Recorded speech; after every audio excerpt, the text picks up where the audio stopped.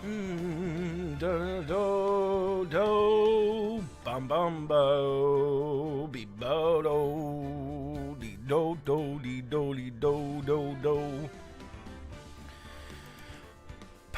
dun dun dee dee do whoa whoa whoa whoa whoa whoa whoa whoa whoa whoa bum ma dee da do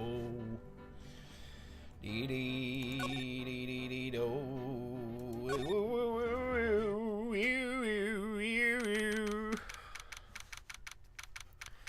December 27th, 2:11 p.m. Right in Cola offices. What's up, my Ram? My Ram! My Ram! Ram of the Mighty. How are you doing? You're about to speedrun all your schoolwork for the next quarter. You know, I tried to do that once for one of my. Are you? Is it college work or high school? Hello, hi cat. What is that? What's that emoji? Breakdancing, bro. Epic breakdancing, bro. And the worm too, and the worm, bro. What a series of dances. I want to see you do those dances, cat. And then do the worm. Would you do the worm, cat? Cat wouldn't do the worm. She wouldn't dare. Your emoji you put. Your emoji you put. It's a dude doing a break dance followed by a break dance and then a worm. Is that do we not see the same emoji?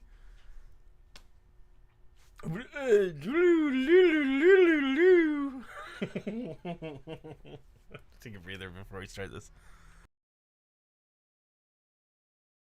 You haven't tried doing the worm since it was a kid? It hurts. Yeah. Well, I mean, I would liken it to my confusion.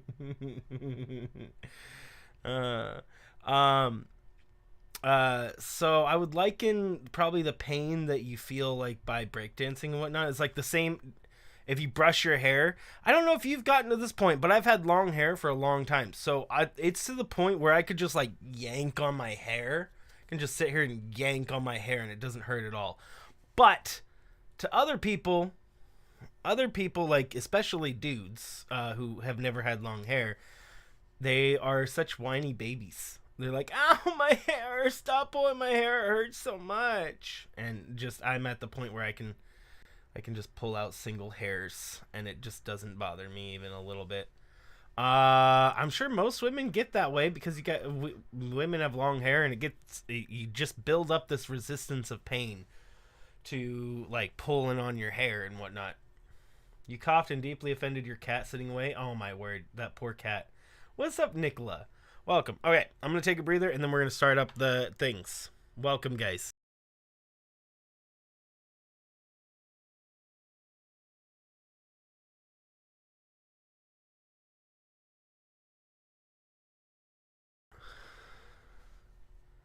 As you got older, your scalp. Oh wait, your scalp has gotten more sensitive as you got older from dyeing your hair. Weird, strange.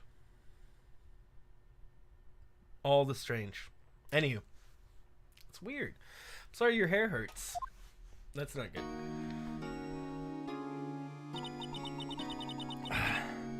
All right, ready? Ready to start up the story?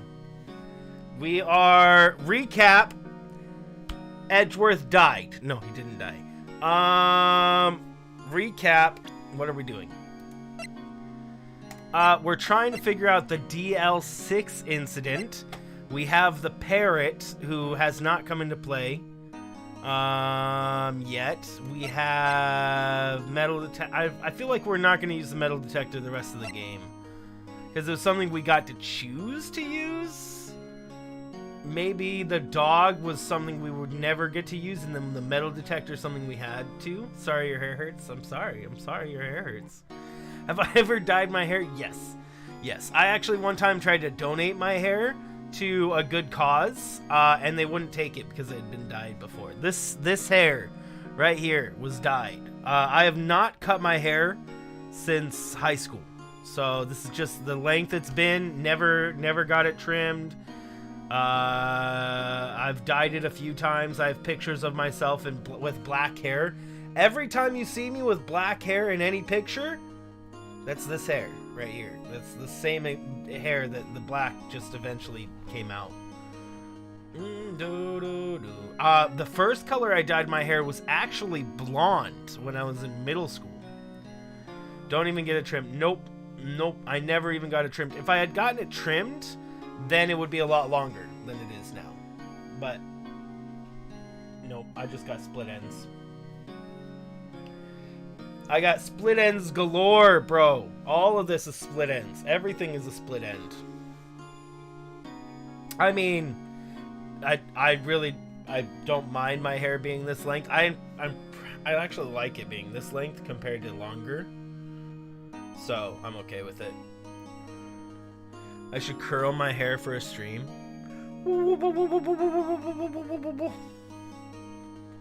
Okay, no. There, I curled my hair. So I can curl my hair. I can't get caught. Get my finger caught. I'm trying to curl my hair. It's shiny. Look, my hair's looks good for being probably dead. I mean, all hair is dead, but like this, my hair has been through a lot. Not as much as your hair, Cat. Can't seem to stay alive. Okay, let me see if the same thing's on my side. No. Seems to be. Maybe. Is there? I can't. Maybe lower resolution.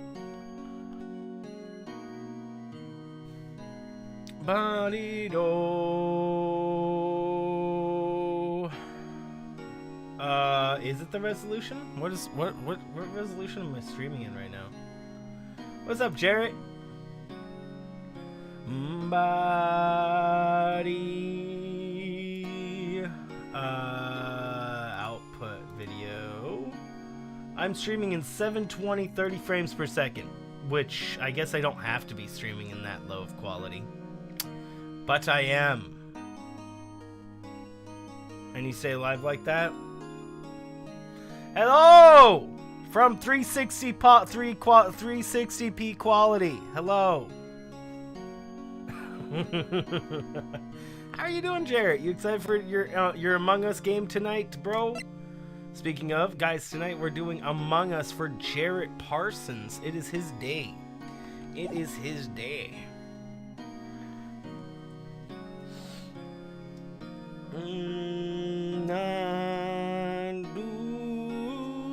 Cat, you know that bridge? I finished all the arches last night. Yeah, I did all the arches. They're all done.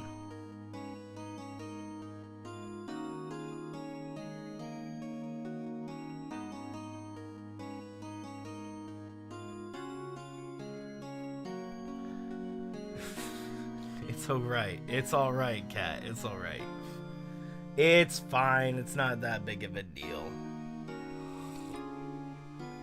It's my fault. I went to go. I didn't eat. Okay. Few things. I didn't bring potions, which would have helped.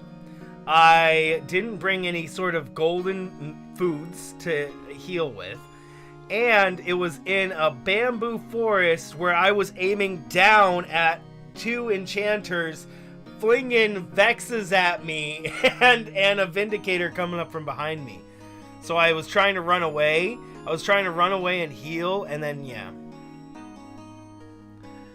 You made a big thing when it said it's not dying for Seb's thing. So well, I did lose a lot of levels. Yeah, so Cat, I was actually level 55. And then I got blown up by a creeper probably about a week ago in one shot. I got one shot by a creeper. because I was in golden boots and my elytra, and I was in the air when the creeper blew up, so I got one shot, full health to nothing in one hit. And so I lost my levels then. Last night I was probably up to like level 40 some odd stuff.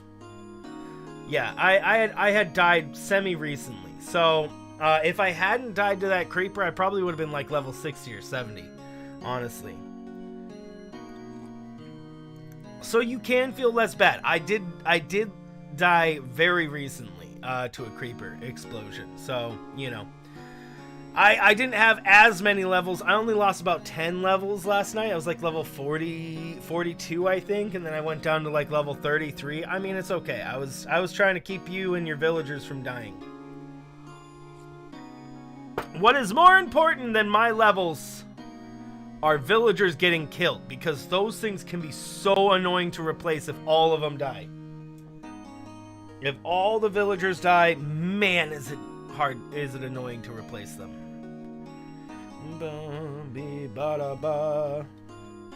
Yeah. I'm already excited for next week, Kat, because next week I'm going to already have that bridge for you. I almost have that bridge done. Bro.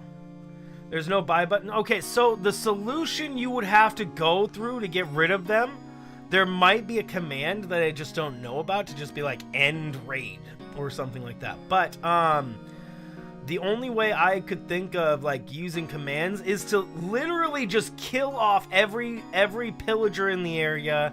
Like use the command, say kill at E, and then put parameters for all of the raider dudes.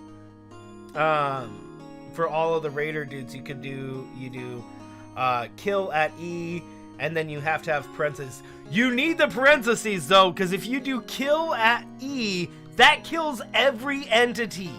That's what I was talking about yesterday. Literally, if you did /kill space at E, that literally will kill everything loaded into the game. Every living entity in the game.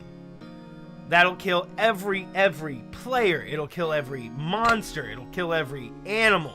It'll kill everything. It'll literally kill every entity in the game that is loaded in at that time. So yeah, you gotta be very careful. Gotta be extremely careful, because you could really do some damage when you're using that command. You could really do some damage.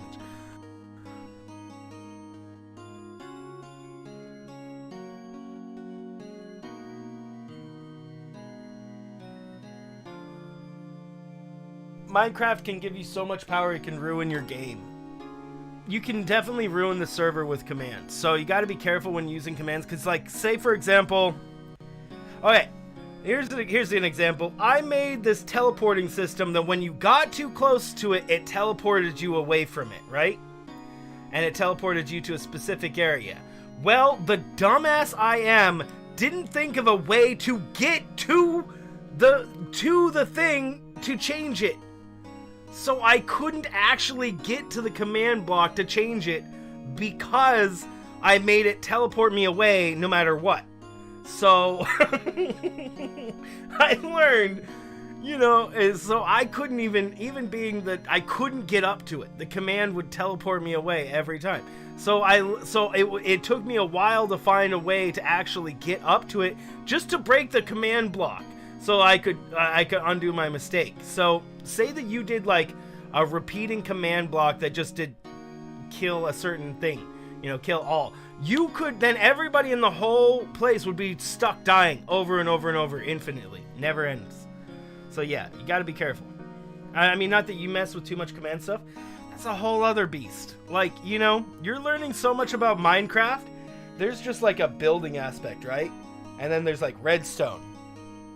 And then there's like commands, and then there's server stuff, and then there's mods, and then there's mini games, and then there's new items. There's just, there's so much to learn. What's up, Francis?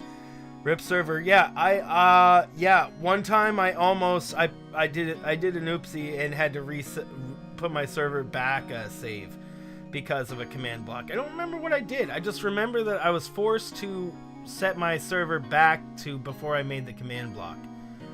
when I did that. What was I doing? Something I screwed up. I had screwed up something royally on my server before.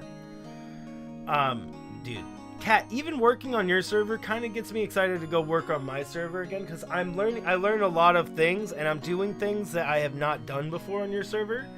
Like, I finished that creeper farm, which works very well, and I've never made a creeper farm. A lot of those builds, Kat, on your server are first time builds for me. So I'll eventually take my knowledge back over to my own server once the city is done. Like the lava thing. Oh yeah, that's something that's brand new. I had no idea. Respawning lava, bro. I went and I built that thing immediately. I built that immediately. As soon as I was told that freaking lava is infinite again, because a long time ago you used to be able to create lava like you could water, and then just 2 lava spots, and then just and then it's just infinite lava. And then they took that out, and then you couldn't do infinite lava anymore. And now with these dripstones, you can. So when you go downstairs next to the wing pond, what's up, Ajax?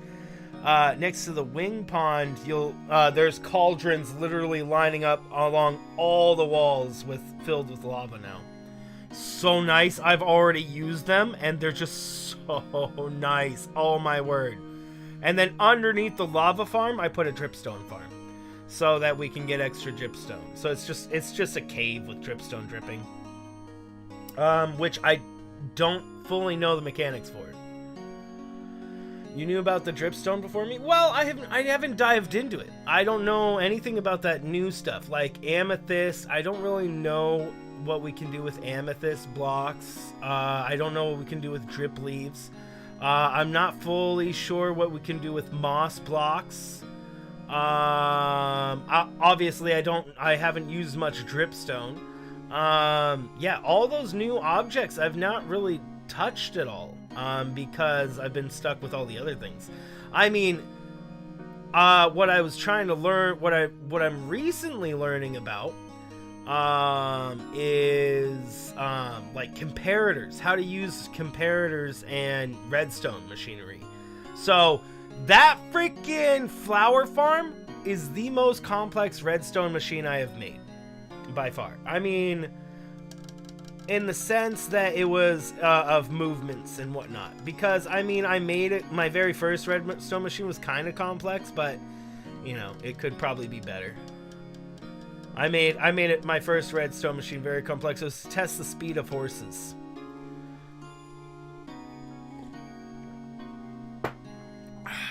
How are you doing, Ajax? And Dreeplift was so much fun. It was. That was so much fun. Spleef is such a good idea. I mean, it's such a good idea. Now I have to think of a game. I'll make Among Us. That's what I'll do. I'm gonna go and make an Among Us game over there. In my deserty town? Yes. That's my only redstone build I ever did. So that is something that worked. It was to test speed of horses, but yeah, it's definitely not as complex because that is like an actual machine. And then also, it was hard to build because I was doing it underground. I'm doing all this stuff like underground, right? I'm doing all my builds underground. So when most people do these kind of builds, they're up in the air and, you know, where no mobs can spawn. So I'm having to find a way to put these in a small area, which I'd much prefer. I much prefer having like 10 bajillion farms in one spot. Like Francis said, he likes it. Yeah, Francis, if you ever need any of my farms, there's a bajillion of them there. Cat, I even have, in my head, I have ideas for statues. So expect to see statues built too.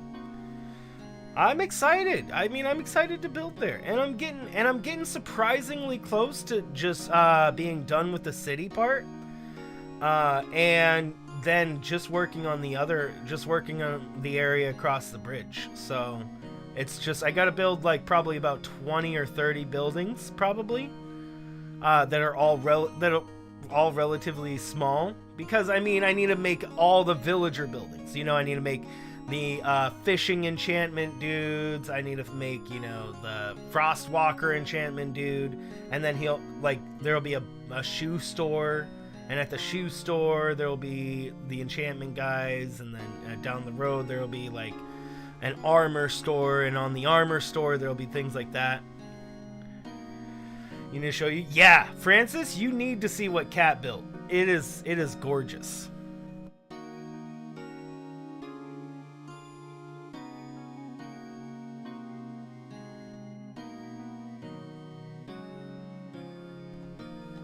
It's quite beautiful. She built like this meeting room. It's beautiful. I mean, you know where she was building.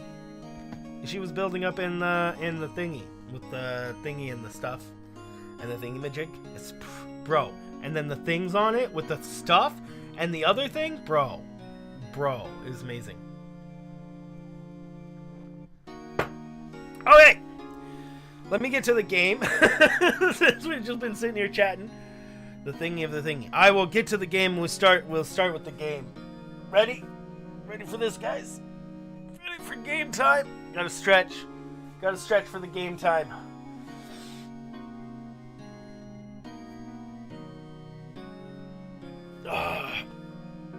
Okay. I think I'm awake for this.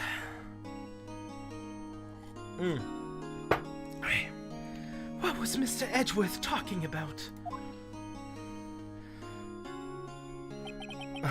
A memory of a crime that I committed. So, he freaking shot his own father! What a savage! Probably accidentally. A memory of a murder. My voice isn't raspy enough for it.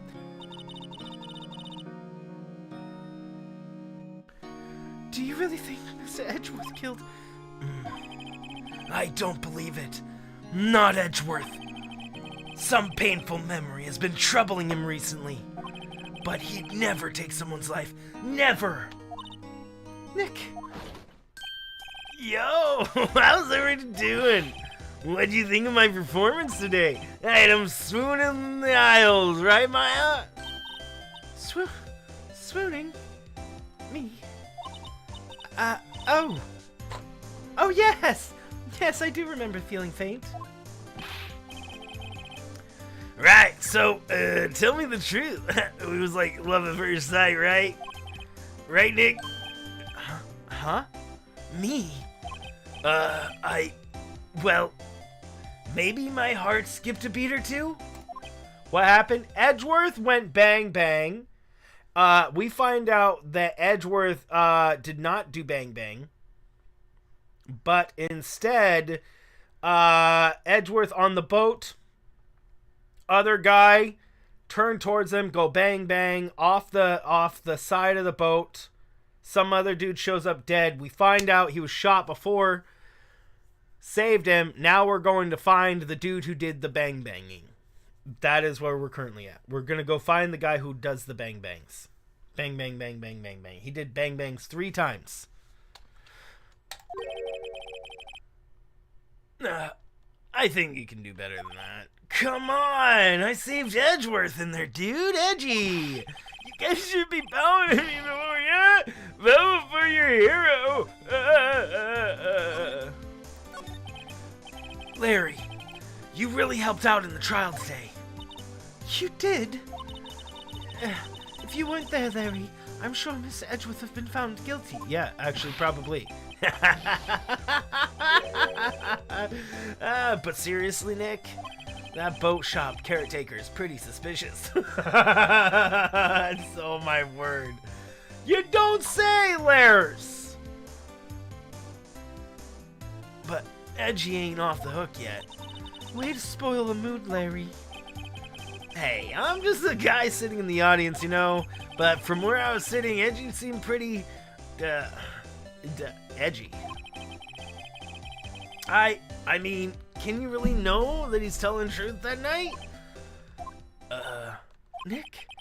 I don't know. But what I do know is I'm going to believe in you two until the end. Well, we already know. We're glad Larry understands. Exactly. Us two? Edgeworth and... Who else? You mean me, right? Nah, he means me, right, Nick? Yeah, you, Larry. Not me. But why you, Larry? Huh? Actually, yeah, why me, Nick? Enough with the silent treatment. Nick, why do you trust Mr. Edgeworth so much? I mean, he's changed recently, true. But when we first met him, he was kind of a jerk, don't you think? You didn't know him back then. Back when he wanted to become a defense attorney. Wait, was that when you two were classmates? Yes. In grade school. They saved me. Miles and Larry. They saved me. And I'll never forget it. That's why I became a defense attorney, you know. What? Hey, Larry, what's he talking about? Sorry. I kind of forgot. Okay, Nick, out with it. I'm going to hear this story today, and that's final. Okay. It's kind of a long story, so hang in there. It was the very end of 3rd grade. I was on trial. A class trial. A class trial? Oh. You remember, Larry? Spring, the end of 3rd grade. A kid in our class got his lunch money stolen. Lunch money? Our school was really small. Every month, kids would bring an envelope with money for lunch at home. Huh, I see. Anyway, this kid's envelope disappeared, with $38 still inside. Oh, yeah, now that you mention it, I do remember that. I can see why you'd forget it, though. You were out of school that day. Anyway, the envelope had been stolen during PE class. I was coming down with a cold, so I skipped PE that day. I was the only one not in class. So, they thought you did it? Yeah. The kids in class said I should be put on trial. Trial? So the next day we held a classroom trial with me as the defendant. Oh my word! Are you serious? Could you imagine them doing this in an actual school? Forcing a child to be singled out when they have no proof at all that it's this child? They just are like, oh, put that kid on trial. They would never do this in a real school. They would never do that. Teacher would be fired. That teacher would be. The kid is crying. He's crying. Why would you do that? Why would you do that to the poor child? Oh my word.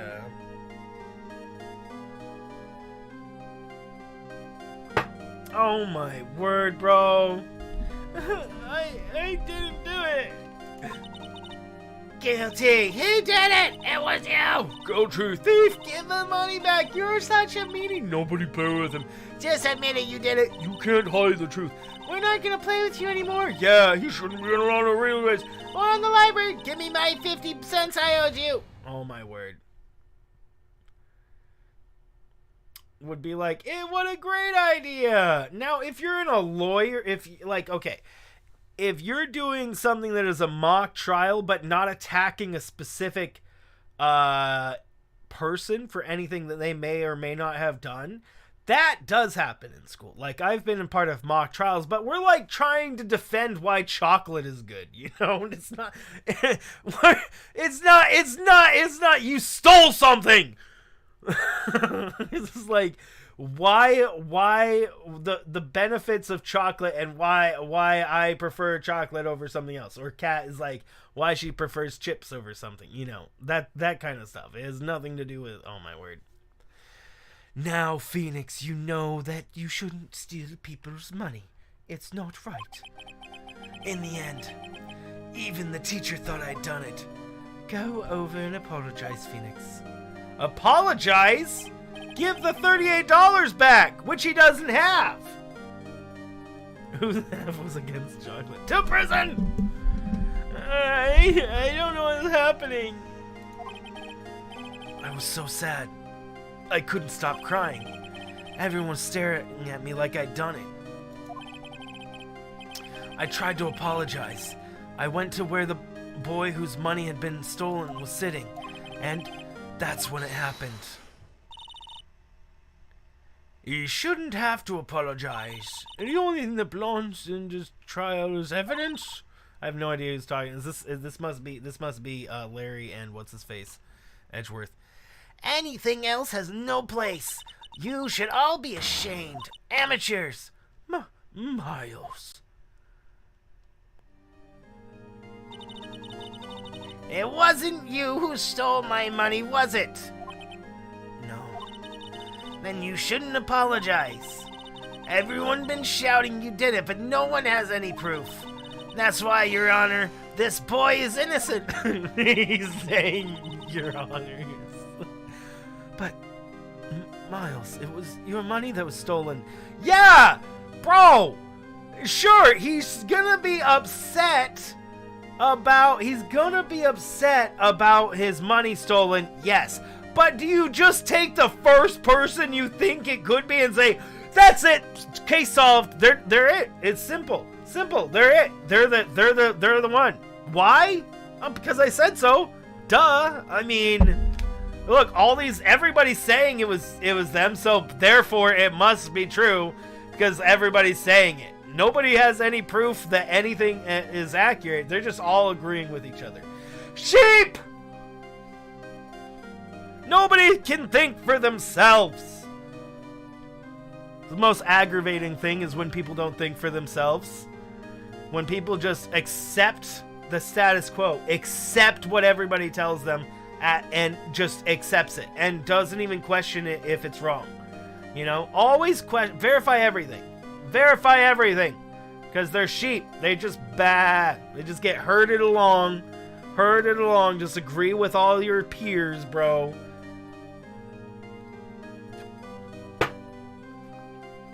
It bugs me so much when people just agree with anything, and like the judge just agrees with anything, no matter how bad the logic is. Like what? And there are people like that just agree with things. They just completely ignore basic logic. Just a slight little bit of critical thought could tell them differently, but they refuse to think. I get upset with people.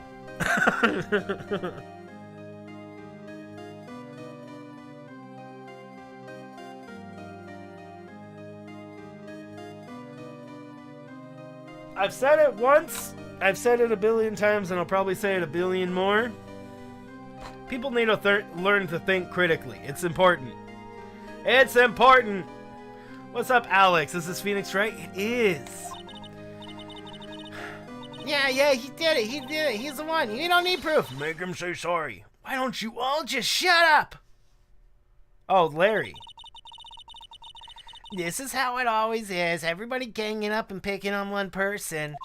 Just think about how he feels. He said he didn't do it, so he didn't do it. Well, no, but that's also not a way to go.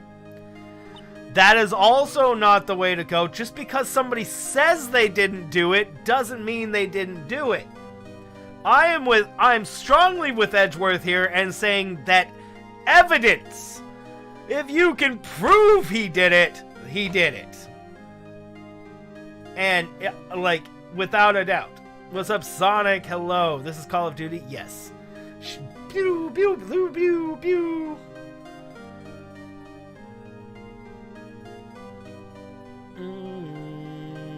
Alright. This is GTA. It's on a budget. Very well. I will replace the money myself. No! That's not how it works! This crash trial is over. The teacher's like, oh, dang it, we couldn't use Phoenix and we couldn't make an example out of Phoenix himself, so let's just give up on the trial and forget who could have stolen it. Let's just let the killer go. Let's just let the thief go because the person I wanted to single out couldn't get singled out. What the F, teacher? I have no idea what you're talking about, Sonic and Mario friends.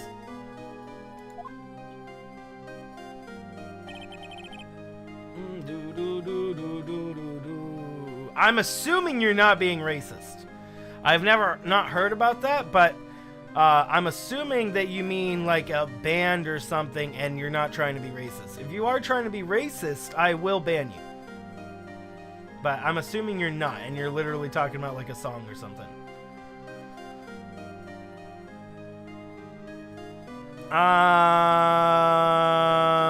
That's how it happened. After that, the three of us were the best of friends. That is the incident, though. That's that whole flippin' incident, bro. Wait, is that seriously the whole incident that they just had to keep from us for like a week, 2 weeks? Like, how long has Phoenix been questioning this incident? Like, we've been like going along to this incident, you know? Math is a great idea. Math is beautiful, Mighty Ram.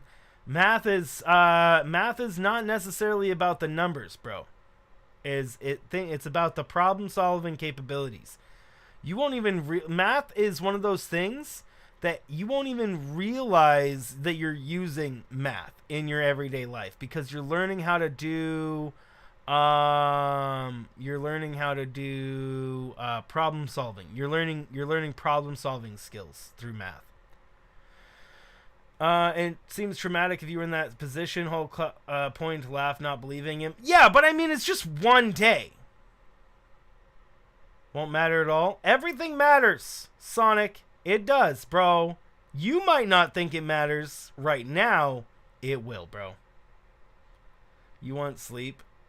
Bro, you guys, education is important. Education, understanding things. That is, you guys want to be all those kids in the class that just followed like sheep. Sonic and Mario and Mighty Ram, you just want to be the sheep that just agreed.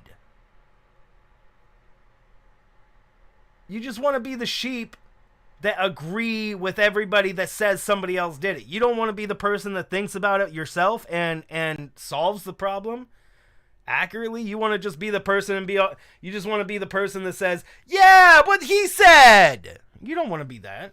One day if you say, that's absolutely right, Cap. But I don't think that in this situation, I mean, it was one day, and pointing and laughing, yeah, that might make you, I mean, I could see that, Cat, for sure. Go to you before they go to your teacher. That doesn't make you smarter. You don't want to learn. Mighty Ram, if you don't want to learn, okay, if you think you know everything already, then you can't learn anything. You don't know how to learn. So if you don't think you need school or education, that essentially makes you I mean, I guess you're just probably too young to think of it that way. I mean, you don't think you know everything, but you just can't. I'm sorry. No. I mean, education is important. As someone who got kicked out of high school and went to get my further education myself in college, I would again say do your education. It's important. You might not think you're using it, but you are. You use it more than you think you do. And if for nothing else, what it teaches you is how to learn, so you don't become sheep.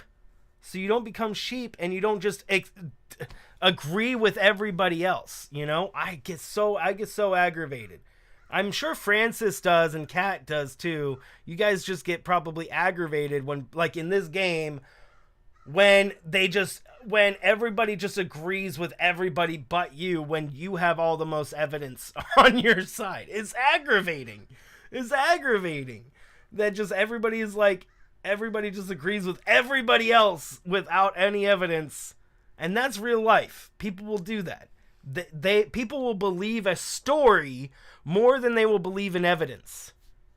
Like, I literally just watched earlier today an episode of History Channel thing, and it was a bunch of circles, a bunch of sheep in a circle, right?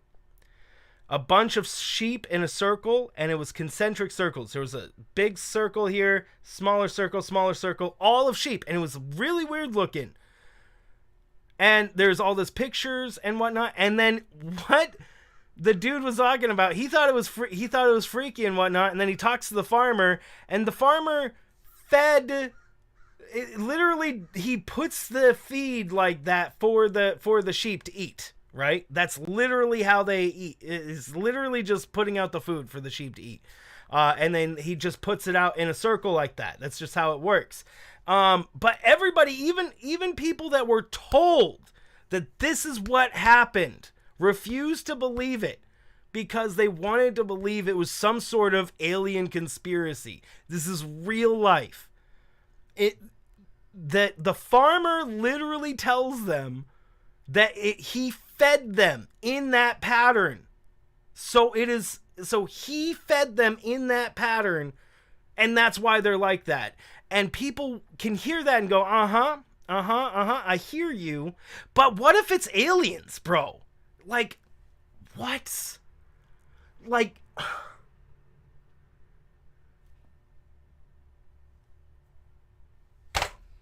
anywho, don't be like them, guys. don't be like them, please. Please, guys, just don't. I hear you, but I'm not listening. Pretty much. I mean, it's ridiculous. It's ridiculous, bro. What if, though? No, I mean, seriously, though, I literally did watch that. It's like a History Channel thing. It's like a 3-minute clip, and the dude's all talking about how he took the picture and how other people just don't believe him. Even though he, like, bro, about the being traumatized for, I think you could easily be traumatized by a single day. And yeah, Kat, as you said, even a few seconds, you could be traumatized. But I don't know. I could even see how the bond between the three were made that day. Because, I mean, really, it only takes the first interaction to become friends with people, right? You just need one positive interaction to become good. To become good friends with somebody, like it, especially in a situation like that. So I can see it, but what bugs me about this is the position. Why did they wait? Like, why did they have to be like, the incident? It's been years, and we do the incident. You know, talking about this high school incident made it sound like freaking some kid got shot or something, and like Edgeworth like somehow saved the kid, and it's like this huge dramatic situation, and it was not that. Why didn't they just say, why did they have to make this from so dramatic? You're right, this game is very dramatic. That is super dramatic. Okay, I figured you were being racist, and now I know you're being racist. See you later. I was just waiting for you to actually make the racist remark. Thank you. See you later. I was just waiting. It's almost like you can predict when people are like that.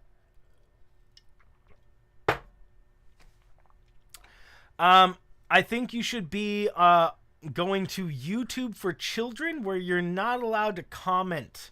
Yeah, you're not old enough to be here, so you should be on YouTube for Children. Person who was just banned from the channel. You're too young to be here. Please consult YouTube for Kids, where you're not allowed to comment on things because clearly you're not ready for the outside world. Yeah, you're just not ready. You should be on some place where you shouldn't have access to talking to people. Yeah. So talk to your parents about that. You know, I wish we could like send emails to parents. Santa isn't bringing gifts to someone, right? No, I actually do wish that we could like if we have a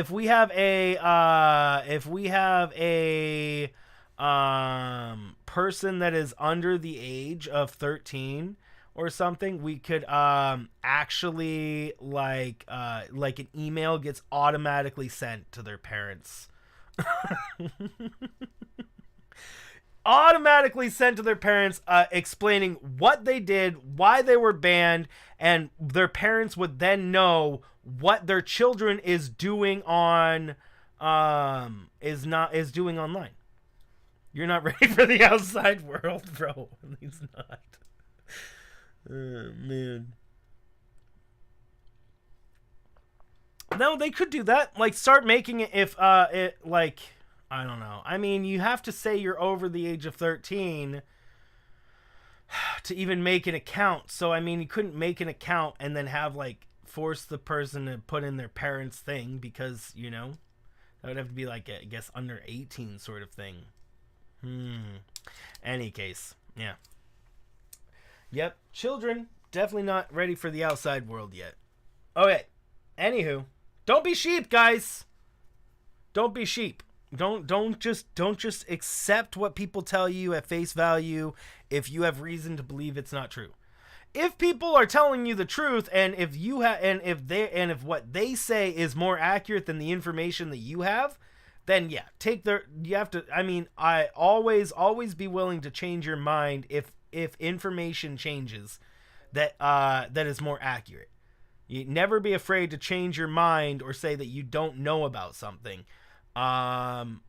If you're gaining information that'll help you. But if you know for sure, or even if you have an inkling that something is wrong, bring it up. Now, you don't have to be like, you're wrong! I know this, so therefore you're wrong. But you could be like, okay, well, the information I know, or the information I'm aware of says this, so how does your information cover what I already know, or how does it say that what I know isn't included in this actually, you know?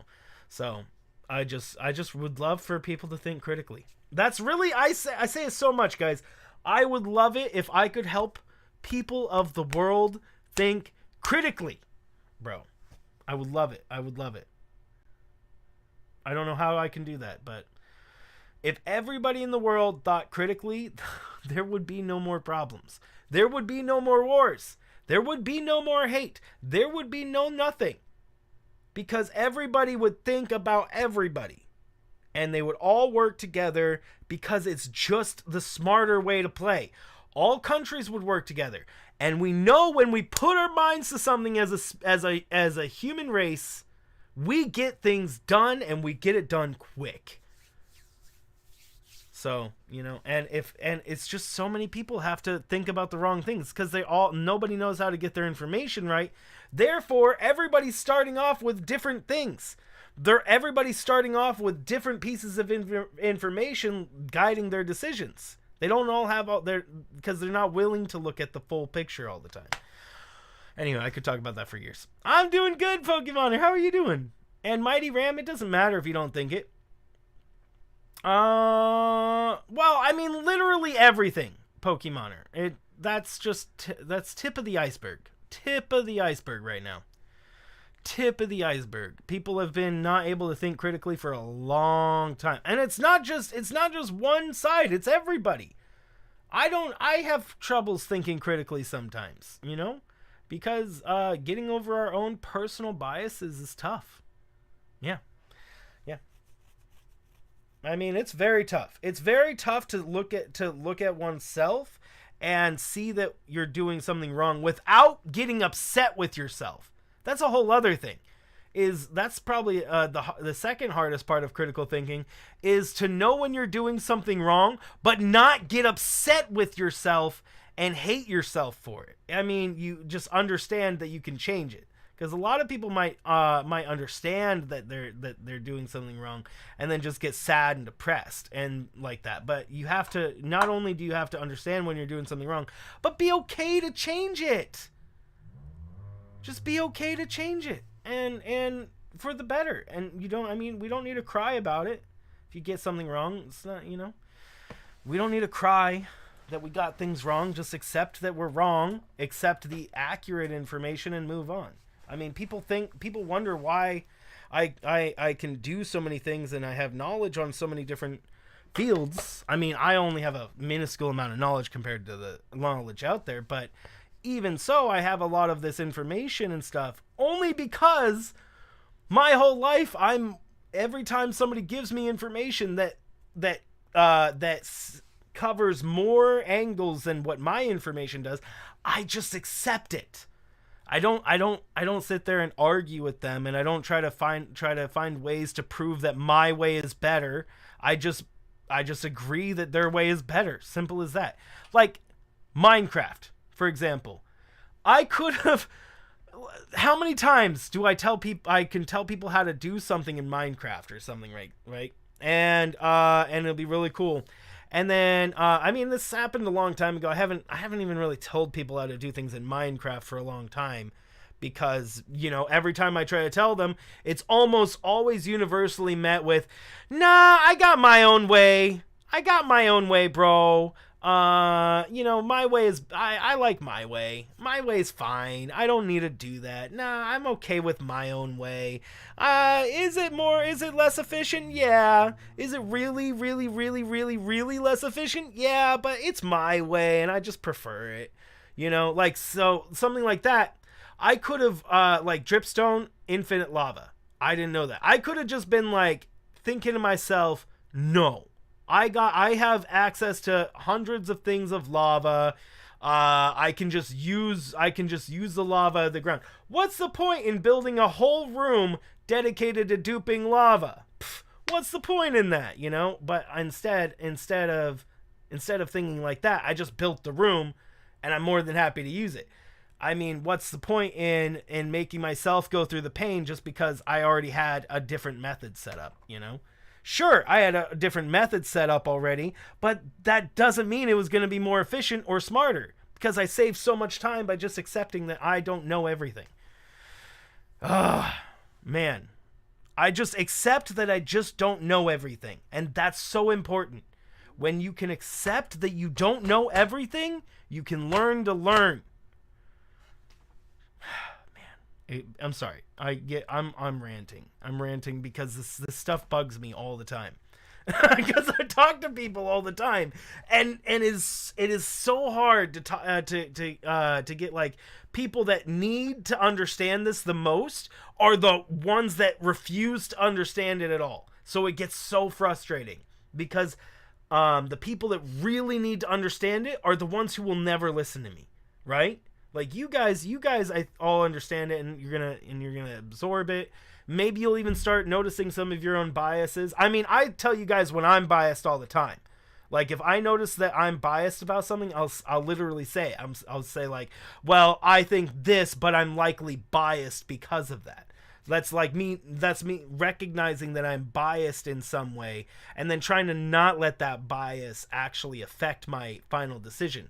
Because that bias, we all have those biases. Those biases are strong, ingrained, and have kept us alive as a species for a long time. Those biases are what helped us survive in culture and societies throughout the past 20,000 years, right? So now to be intellectually cognitive enough to stop oneself when they see themselves doing a bias is a whole other thing. And then we're not even getting into some people can't because they've been traumatized so hard that during certain situations that bias is never going to leave them. Phoenix Wright, for example. Let's talk about Phoenix Wright, for example. He's gonna be biased as a defendant forever because of that moment, like Kat was saying, right? He's gonna be biased. That moment was traumatizing for him, being put on trial in a class, and granted, that was probably a freaking very traumatizing experience. Like, I'm gonna have to be with Kat, that situation the Phoenix was put in would be pretty dang traumatizing. I don't know why they wouldn't tell it. I mean, okay, as Kat also said, drama, just to be dramatic. So I mean, she's right on both accounts. And yeah, that would be traumatizing.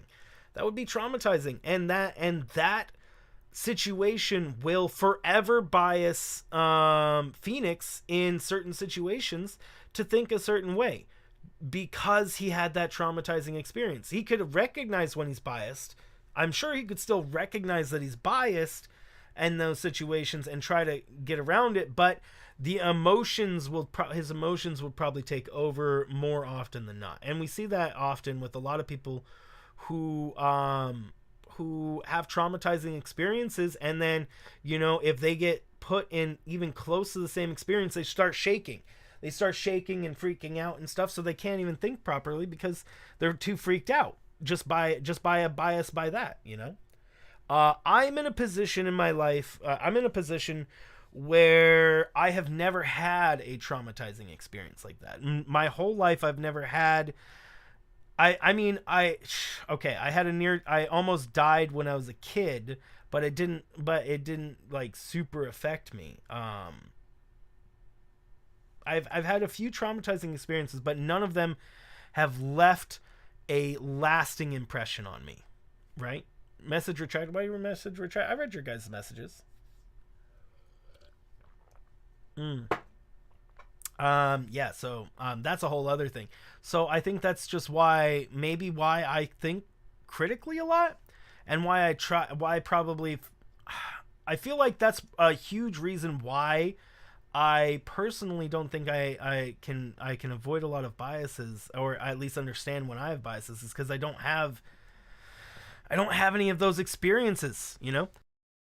I don't have any experience that makes it where I think a certain way when a certain situation arises. There's nothing that's happened that's made me just, you know, be in that way. So I'm very lucky.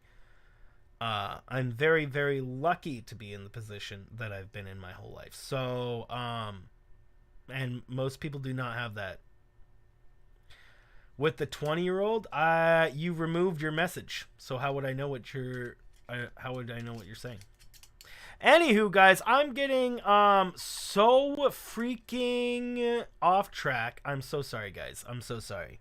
I know, I'm terrible. Kat, Francis, I hope your work's going well. Sorry, I know you guys are like, get back to the game! I know.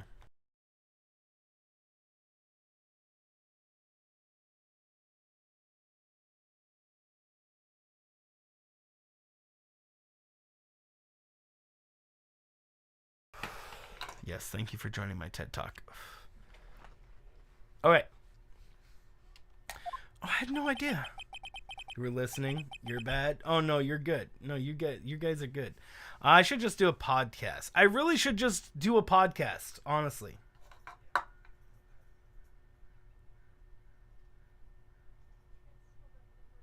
Can they recover? That's not gonna be good, Pokemoner. Can they recover? Probably not. No, that's gonna be a lot of trouble, and it's probably gonna follow them for the rest of their life, Pokemoner. So, yeah, they wouldn't want to do that. There would be a lot of problems. They'd probably go to juvenile. They'd probably be taken into custody, taken away from their parents. They would then go and get put into foster home, and sent to therapy, and you know, so yeah, that's you no. Yeah, don't do that. No kid should ever do that.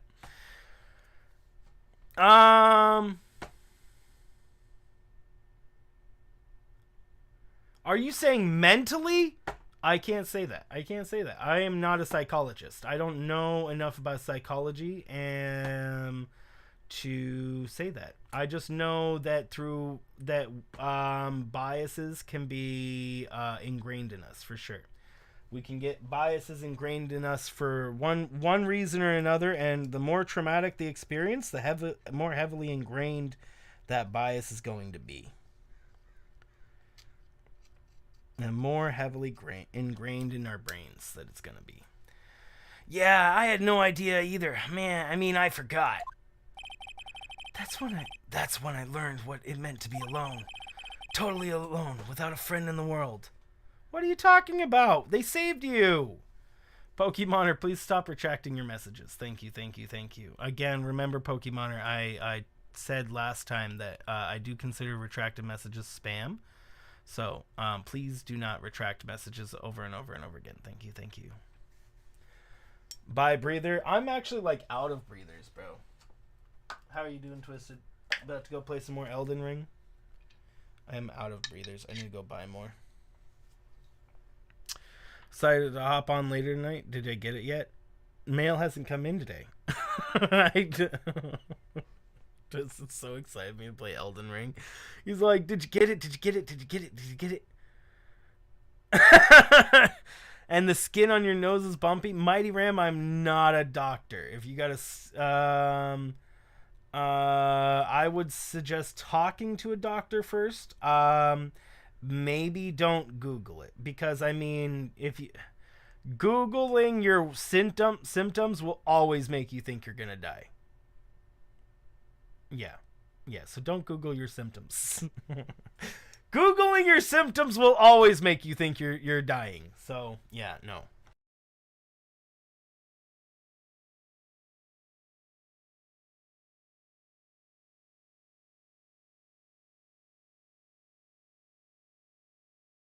It's actually a thing that happens in psychology, students.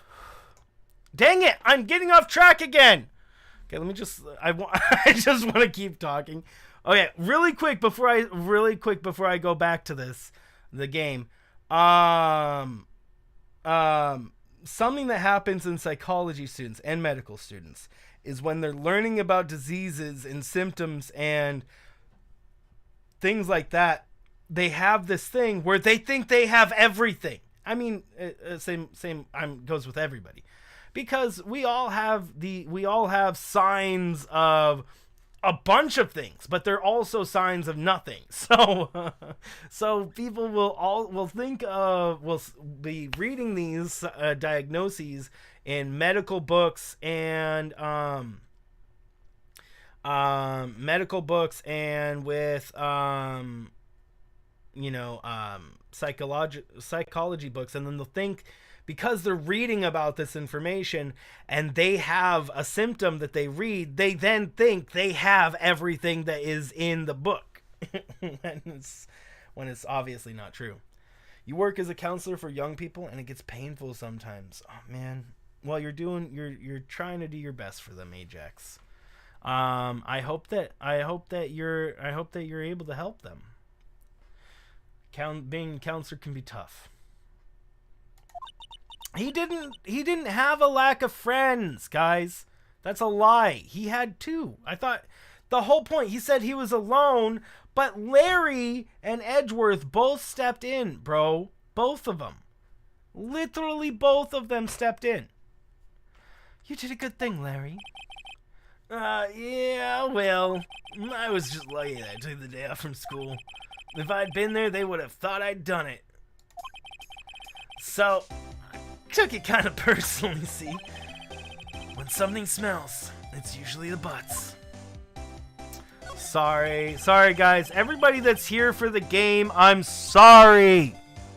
Don't hate me. Anyway, Edgeworth and I talked after that class trial. That's when I heard his father was a defense attorney. I remember his eyes when he would shine when he talked about his father. I'm gonna become a defense attorney, just like my father. A famous defense attorney. Then, a few months later, he suddenly transferred to another school. The DL6 incident? Right. I'm not sure, but the transfer probably had something to do with his father's death. What's up, Preston? So sad. It was several years later when I heard Edgeworth's name again. There was an article about him in the newspaper. The headline was something like, "Dark Suspicions of a Demon Attorney." Fabricating evidence, manipulating testimonies, covering up facts. The article said he'd do anything to get a guilty verdict. Anything. But why? What happened? I mean, that's not edgy. I used to know it all. That's what I thought too. I tried to get in touch with him, I don't know how many times. He never replied. I guess he didn't want to see his old friends. I couldn't just drop it though. I wanted to meet him, to learn why he'd become who he'd become, and that's when I decided. Wait, you don't mean that's why he became a defense attorney? To meet Edgeworth? If I was a defense attorney, I knew he'd have to meet me whether he wanted to or not. What the frick, bro? Are you serious? This is why you became a defense attorney? What? What? Phoenix! What? What? No! You did not spend years of your life to just get close to somebody in their line of work.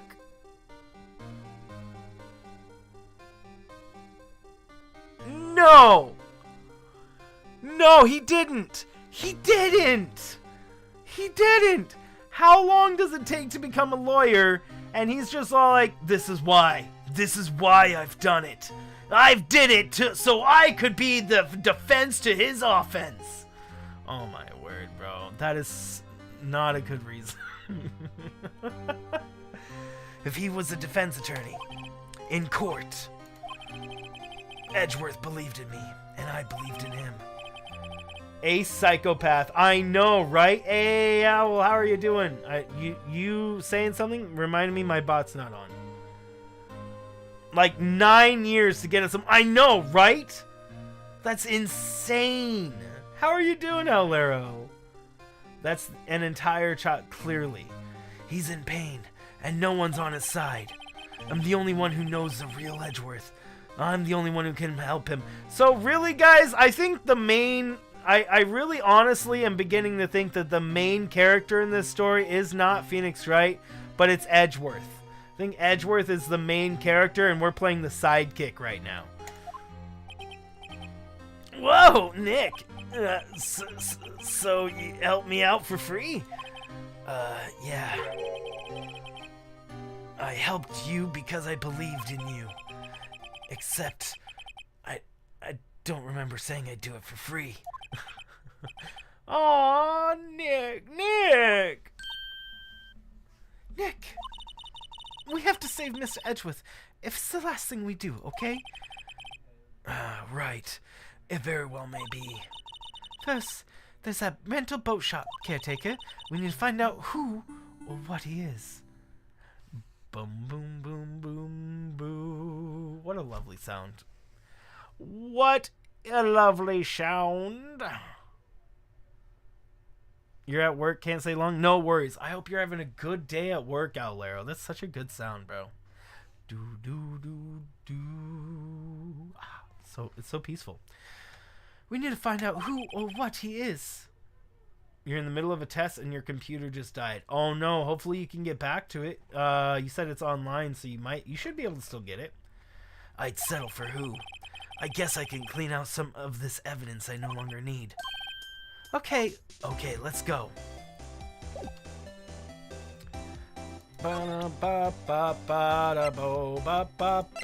No evidence we no longer need. What? One of the pieces of evidence we still need is a metal detector? Okay, interesting. So every piece of evidence we have is something that is still going to be used. Because he just said, clear out everything we don't need. Why are we gonna need that? And how does he know what we're gonna need?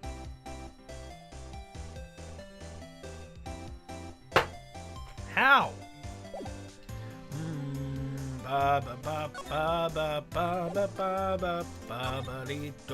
Okay. Difficult looking legal books, and they mock me. Okay, we already read all this stuff. We already know all this. There's nothing new. Let's go Grossberg's law offices, because probably nothing is here. He's out again. When does he work anyway? Now. Don't be harsh. Guess we'll have to come back later. I figured he wasn't here. I just wanted to check. I just wanted to checky check. Detention center. December 27th. You look as grim as always. Mr. Edgeworth, I heard the story about the trial class. Class trial? What do you mean?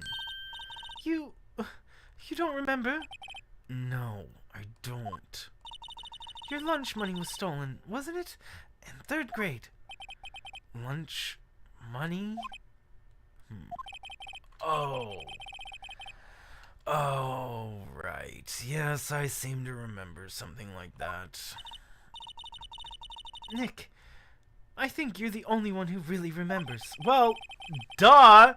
Why would Larry remember it? It was just another day where he was slightly offended. Why would Edgeworth think about it? It was $38. His dad it was a famous defense attorney. He didn't need the money. The only person who could have possibly traumatized was indeed Phoenix. Yeah, I think Phoenix being the only one that actually remembers it is accurate. Well, it probably only really mattered to me anyways. Exactly my point. Mr. Edgeworth, you didn't know? That trial was the reason Nick became a defense attorney. That trial? No. He said he became a defense attorney so that he could meet Edgeworth again. Think about that.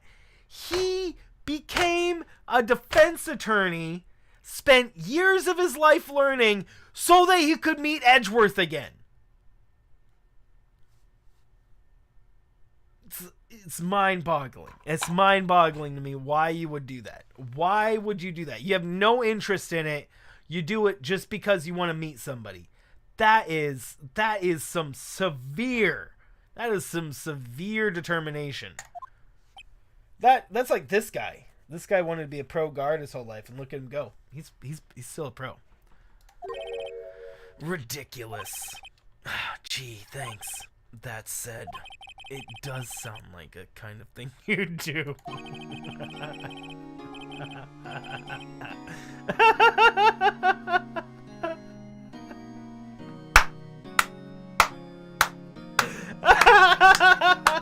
Yes. Edgeworth is clearly the main character, guys. Well, I do not know why this is not called Miles Edgeworth freaking a trilogy or something. I don't know. He's clearly the main character here. You haven't changed a bit, have you, Wright? So simple. To a fault, even. Well, maybe, yeah, but I think you changed too much, Edgeworth. Perhaps. Hey, Edgeworth, why did you become a prosecutor anyway? You used to look up your dad. To your dad. You said you wanted to be a defense attorney, right? I couldn't let myself deny reality like you. What do you mean? My father was taken from me, and you want me to defend criminals. I'm sorry, Wright, but I'm not that good of a person. One suspect was apprehended in your father's murder, right? Yes, the man trapped in the elevator with my father. His name was Yanni Yogi. He had to be the shooter. any way you look at it. Yet he was found innocent. That defense attorney got him off the hook. That would be Robert Hammond. On that day, 15 years ago, the three of us were trapped in the elevator for 5 hours. When we were rescued, we all suffered oxygen deprivation. I had lost all memory of the murder. Lost your memory? Even now, I can't recall what happened in that elevator. That was the crux of Yogi's attorney's argument in court. He claimed that Yanni Yogi had been not of sound mind due to oxygen deprivation. Yogi was released due to a lack of evidence. Innocent.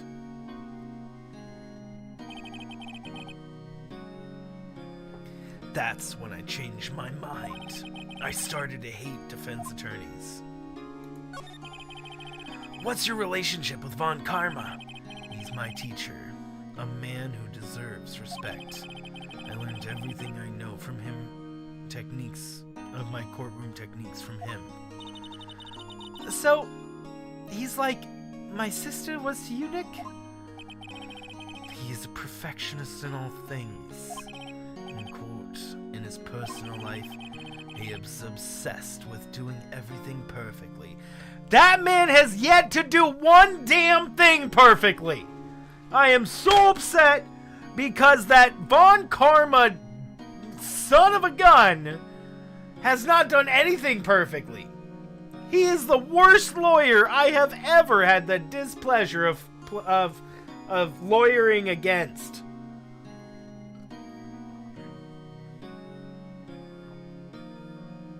I mean, seriously. I want to throw things at... I want to throw my shoe at Von Karma.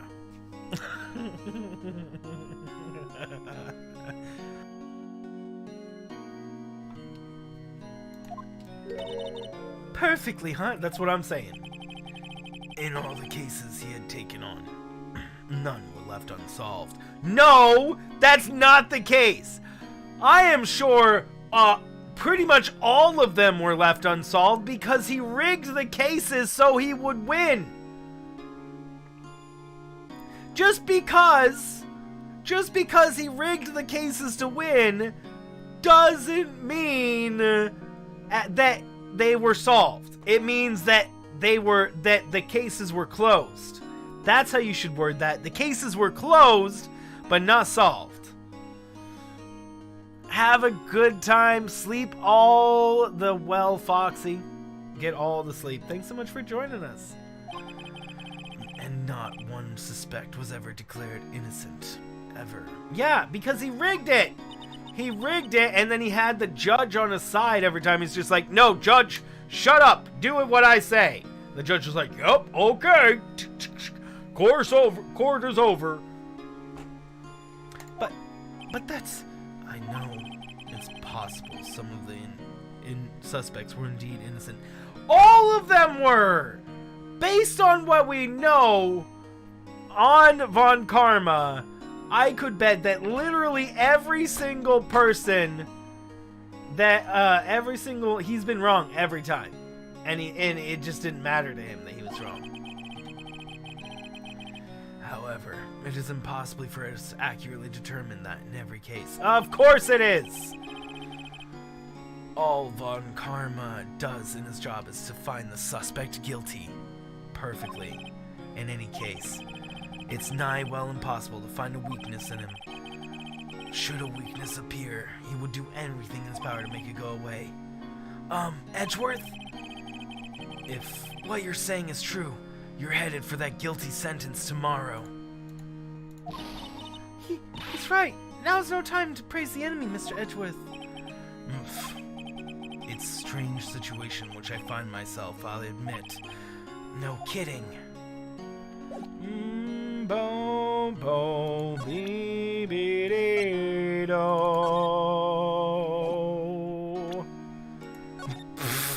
Oh no. Oh no! I'm gonna show it to him. Nick, no, that's a photo of his father. Don't show him that. right. Now probably isn't a good time to dredge up those memories. We need to know! What is it? Nothing. We need to know the information, bro.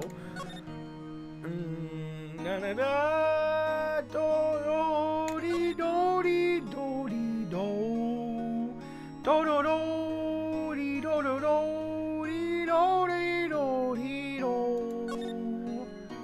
Trapped in elevator, Edgeworth, memory loss due to oxygen after his arrest, fiance Polly Jenkins.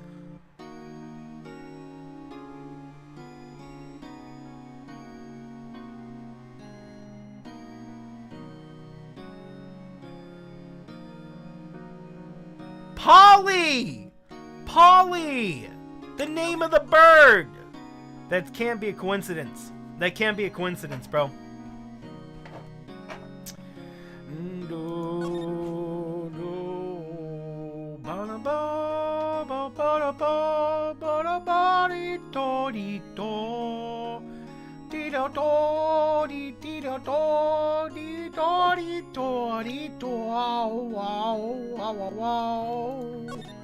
Hold on, let's present it to his face. Let's see what he says. It was that cage that changed my life. And tomorrow, on December 28th, the statute of limitations run out. Tomorrow! Could that be a coincidence? But even if the case is finally closed on paper, it will never be erased from my memory. Never. Except for, you know, the parts that you already don't remember. Okay. Poor Mr. Edgeworth. I think he shot his own father trying to shoot the wall, and it was dark and oxygen deprived and things. Is there anything else we want to show him? Sorry, I'm not sure I can help you with that.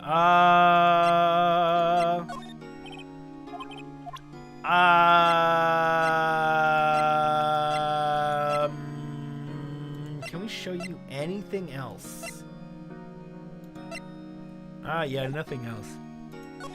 Okay, so let's go Criminal Affairs and then Gourd Lake, if there's nothing to do with Criminal Affairs. Looks like Gumshoe hasn't gone back yet. Gumshoe? He won't be coming back today. Oh, really? He said there was some guy that he had to arrest by tomorrow. The boat shop caretaker. He shouted something about catching him if it's the last thing I do, pal, or something like that. Good luck, Gumshoe. Gumshoe, bro, you bona fide hero.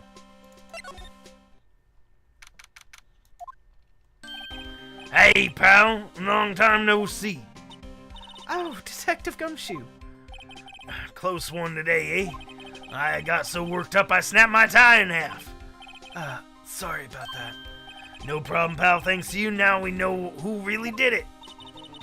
You mean the boat shop caretaker? Look, I'll make you a promise.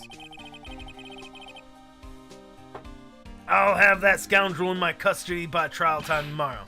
Come what may. It's my duty to you as a police officer. Now I'm off to catch me a criminal. Detective Gumshoe sure is active today. Oh, and one other thing. No one can go into the woods today. The woods? Where Lotta was camping? The woods are off limits to camping, and apparently the park ranger found out. He got pretty mad, so no one can go in for a while. I guess Lotta's in a lot of trouble. Francis joke. Anyway, I'll be seeing you tomorrow. Okay. Move, public beach. Huh? The steel eyesore is missing. Eyesore? Looks like the hot dog stand is closed too. I guess Larry's too busy worrying about Mr. Edgeworth to show up for work. Boom, boom, baby, do, do. That old caretaker got away. Yep. I never imagined he might be the real murderer.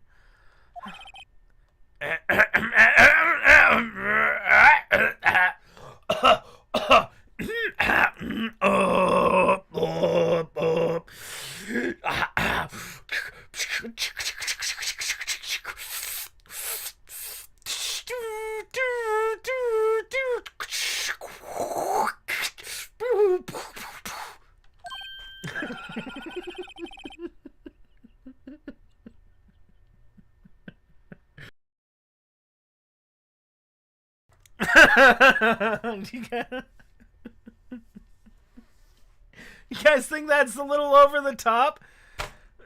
Okay, that's just silly.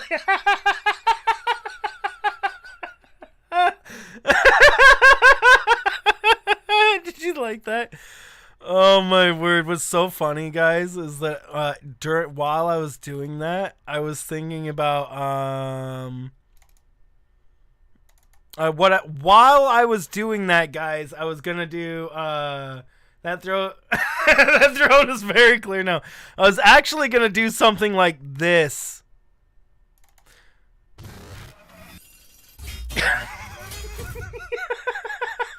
It's just randomly add Transformer sounds to it.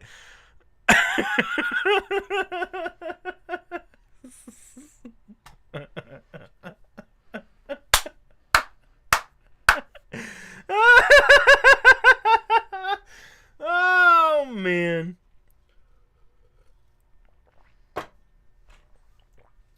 I know that throat clearing, that clearing of the throat ever. Such a classic clearing the throat. I was wondering what I was transforming into. I was just clearing my throat.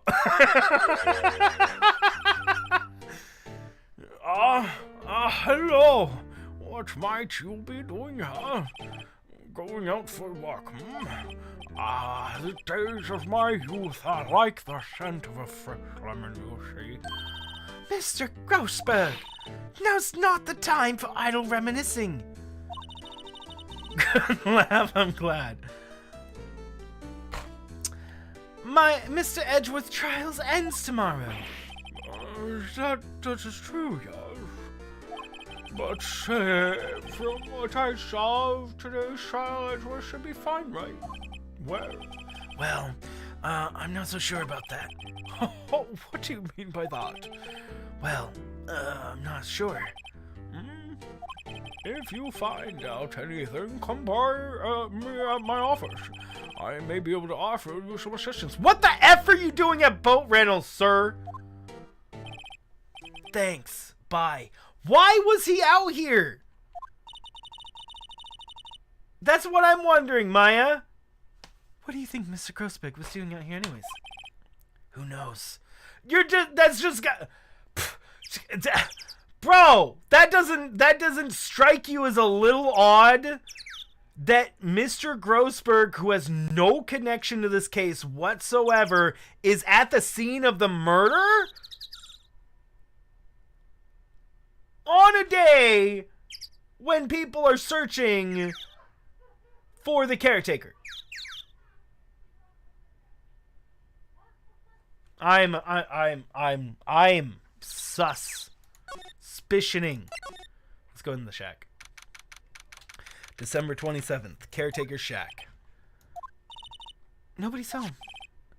Hello, Squawk. Hey, it's Polly. I wonder where your owner's gone, Polly. Hello, Squawk. I can't believe he'd run off and leave his poor parrot to fend for herself. Sussberg, exactly. Hello, Squawk. Can I present? I can't present anything to the chicken. I want to present some evidence to the chicken. Everything's cold. Looks like he didn't turn the heater on. I guess he hadn't been back here since the trial. Doesn't look like he used his kitchen much. You're right. I guess the whole pasta restaurant thing was a lie. What? You thought he was telling the truth? Okay, Mighty Ram, we'll be here, bro.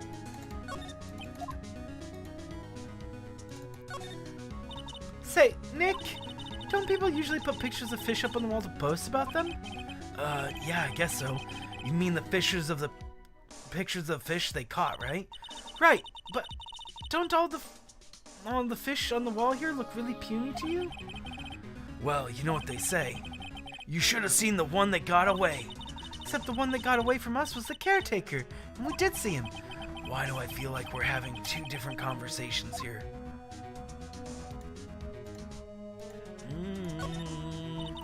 That reminds me, Nick. Polly here knows the number of the safe, right? 1228. That's right. Polly, what's the number to the safe? Ah, 1228. What? Let's open it, Nick. Come on. I'm sure there isn't any money in there. Aww. But hey, well, dude, the man is wanted for murder, and you're worried about his locked safe having money, rather than some sort of incriminating evidence that tells you everything you need to know about him. He keeps it locked, right? So there must be something in there, value in there. I'm not so sure. Okay, Nick, let's see what's in there. I guess there might be a clue or two. Huh? The only thing in here is a letter. A letter? Boring. There's no name or signature on this thing. It's handwritten in very precise, clear letters. Get your revenge on Miles Edgeworth. Edgeworth! Nick! Why would Mr. Edgeworth's name be on here? How should I know? I'm gonna read the whole thing. Get your revenge on Miles Edgeworth. It also says this is your last chance. Now is the time to get revenge on the two men who ruined your life. The rest of the letter goes on to describe the murder plot in detail. How to kill Robert Hand, to frame Edgeworth, calling Edgeworth out onto the lake, getting on the boat, firing twice. This is exactly what I figured out today in court. It's all here, in perfect detail. So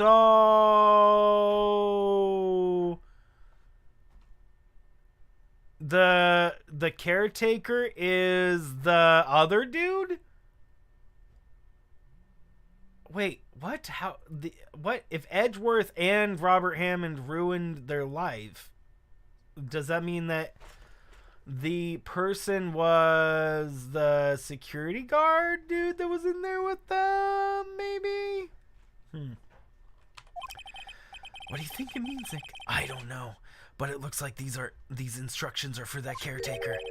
When he killed Robert Hammond and called out Edgeworth, he was following instructions. But who could have written that letter? And what does it mean? Give revenge on Miles Edgeworth.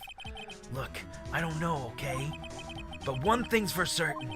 This letter is an amazing clue.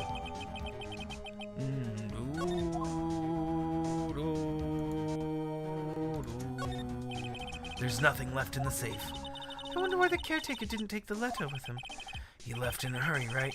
I don't even think he came back here after the trial. Well, yeah, that would be really dumb. He literally is running from the trial because they know they're on to him. Why would he go back here? I mean, honestly, he should have not had this piece of paper here. But, like, why would he go here? Ah! What's wrong?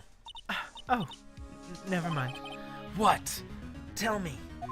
Just when I saw the TV, I remembered. They're showing a Pink Princess special this week. Oh my word. Oh. See, that was why I didn't want to tell you. I like how I looked at the trash, and then she talked about Pink Princess. I guess that's what she thinks of Pink Princess, bro. Is that she thinks it's trash. Maybe I should take care of Polly, Nick? You probably shouldn't just kidnap her. The police know about her anyway. I'm sure they'll do something. Well, okay. Sorry, Polly. He says I can't take you. Great, now the bird's gonna hate me. Classic bird hating us. Okay, I can't bring out anything. I can't, like, show evidence to the bird. I want to show evidence to the bird, guys. Alright, let's go. Let's get out of here. Let's skedaddle. Wait! Fishing pole. That fishing pole looks expensive. Maybe we should bring it to Detective Gumshoe. Don't you think the caretaker would mind? He's gonna be in jail! Well, we can just leave him the metal detector in exchange. Maybe we better not. No, I will do it! I like how we still have the metal detector. Public beach. Lake entrance. Criminal affairs.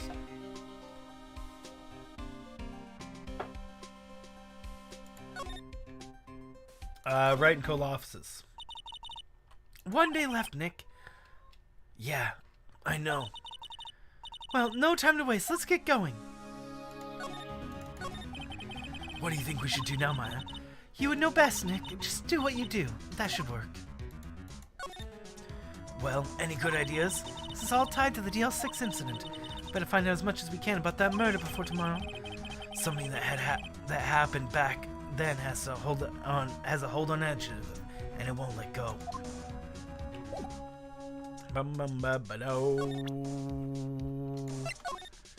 Stop showing me stuff and let's get cracking. We only have today to get to the bottom of this. I'm trying to get information.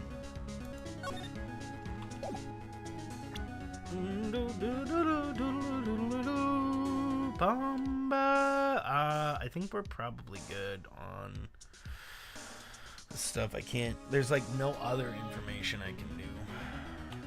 All right, move to detention center. Move to Grossberg's offices. Move to detention center. Present with this. Edgeworth, see this letter? This came out of the safe in the shack where that boat rental caretaker lives. Oh, I see. Revenge on me? Who is that old guy anyway? I don't know. Could he be an innocent defendant you got declared guilty or something? Nice, right? But I don't remember that old man. Not at all. So, he was following this letter then? Which means there was someone else behind it. Now's the time to get revenge on the 2 men that ruined your life. 2 men? Meaning myself and Robert Hammond? It also says this is your last chance. Last chance. Wait, maybe. Maybe he's talking about the statute of limitations on the DL6 incident. Wait. That old man. What is it? Do you know who he is? Yogi. Could he be Yogi? Yogi? Yeah, duh. The suspect in the DL6 incident. The one who was found innocent. Yeah, that's what I was saying. It's Yogi. It's Yogi Bear. He's looking for a decent picnic basket. Gianni Yogi was a court bailiff at the time. We just happened to be in the elevator together 15 years ago.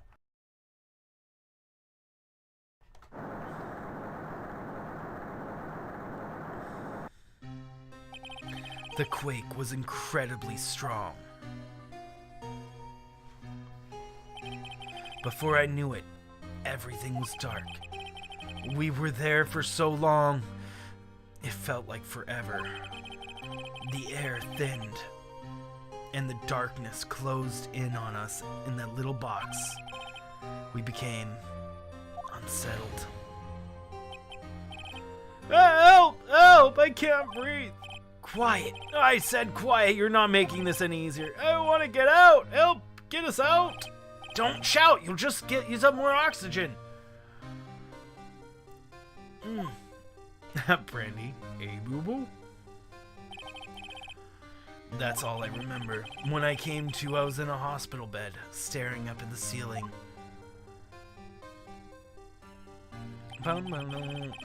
In court, Yanni Yogi's mental condition was called into question. They claimed the oxygen deprivation and stresses caused temporary insanity. In the end, the claim passed the court, and Yogi was found innocent. Bum-ba-dee-do. Huh? But isn't that strange? You love Yogi Bear?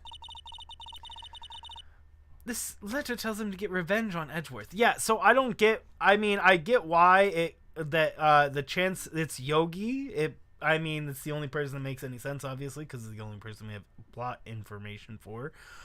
But... Why is he looking for revenge? I mean, I guess if his wife. So hold on. If the plaintiff, if the dude's wife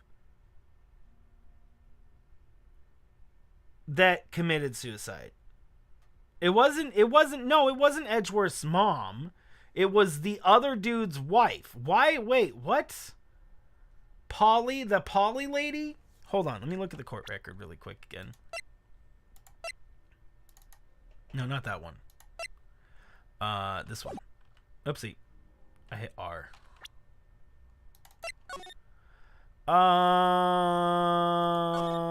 Victim data. Trapped, fired twice. Yanni Yogi, 37, court bailiff. Trapped in elevator. Memory loss.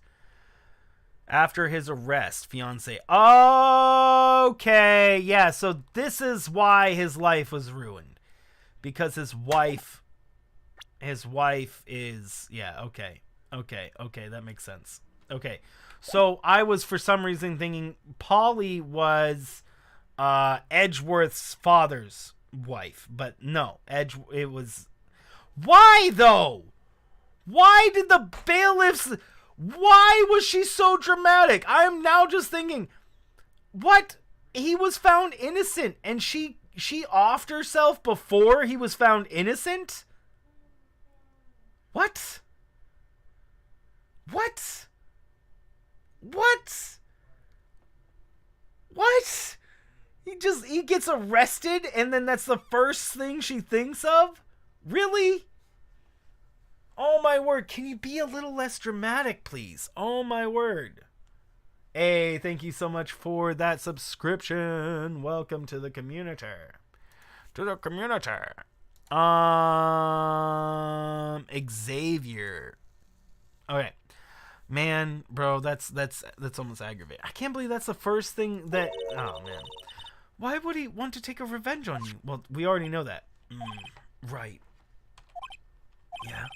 There's something that's been troubling me these last few days. I didn't know whether I should tell you. You mean the nightmare? It's a nightmare I've had. A memory of a crime that I committed. A crime you committed. A memory of a murder. Of a murder. I think the time has come to tell all. For the last 15 years, I've had the same dream almost every night.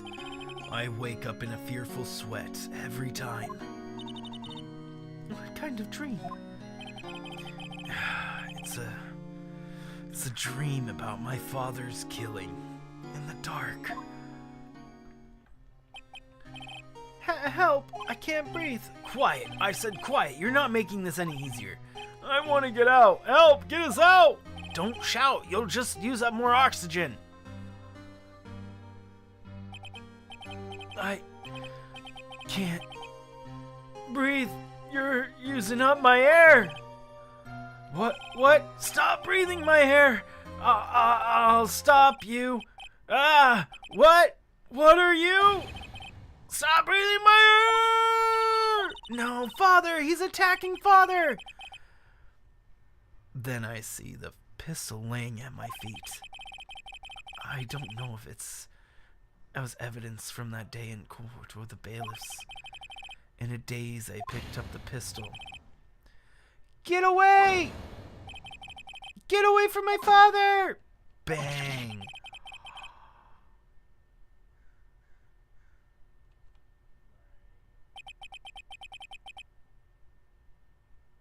He threw the gun, and it killed his own dad. Oh. And with that scream, I wake. It's a bone-chilling scream. A scream that has rung in my ears for the past 15 years. But that's just a dream, right? That thought is the only thing that has kept me sane for 15 years. But what if I'm wrong? What if it's real? Sometimes people shut memories out in self-defense. Maybe it was I who killed my father. What? If you think about it that way, this letter makes sense. Get revenge on Miles Edgeworth. Think about it. Yogi was really innocent. That's why he wanted revenge against me. Wait, Edgeworth, you mean... It was me. I was the true criminal of DL6. I shot my father. This is bad. What are we gonna do, Nick? What can we do? I don't know. I don't think there's a way anything we can do. Like it or not. If there's someone else who knows a lot about the DL6 incident, maybe. You mean Grossberg, maybe? There is, Nick. There's someone who else knows about DL6. Yeah, Grossberg. Grossy Brosy. Grossy Barosi. So, I actually think that maybe he's not innocent.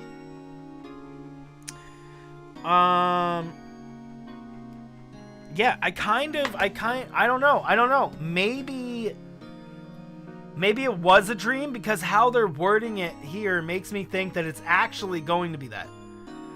Have that dream every night for 15 years? Bro, wouldn't be good at all. It'd be the worst. Alright. We're done talking. Let's go to Grossberg.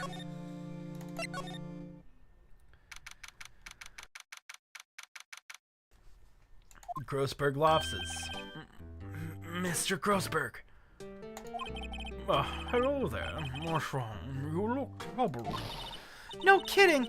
I can't believe you're not. Oh, my. Just calm down and tell me what's happened. It's Mr. Edgeworth.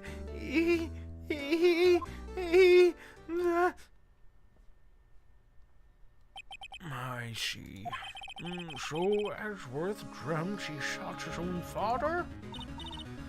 It's only a dream. Only a dream. I wonder. What? If that's the case, then why do you two look so troubled, Well... So consider this. Yogi quite certainly holds a deep grudge against Miles Edgeworth. So deep he wanted to frame him for murder. This leads me to surmise that Mr. Edgeworth's dream was not a dream. It was real. As you imagined. Miles Edgeworth threw the pistol to save his father. The pistol fired, and the deed was done. The pistol was fired twice. No. Pistol was fired twice. I don't believe it. Nope. Pistol was fired twice, guys. And if you guys want to look at this picture, gun hole up here, right here. Gun was fired twice. I'm betting right now that the game is just trying to throw us through a loop and make us think that Edgeworth killed his father. But we heard very clearly that the caretaker was very distraught. Whatever his name is. Was very distraught and was saying that he was breathing in his air. Or he was saying the caretaker was breathing in his air.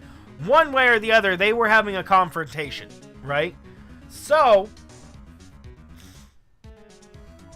maybe I think that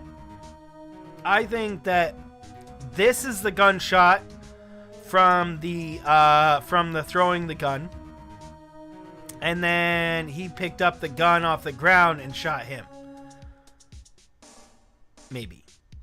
I mean, I'm just speculating.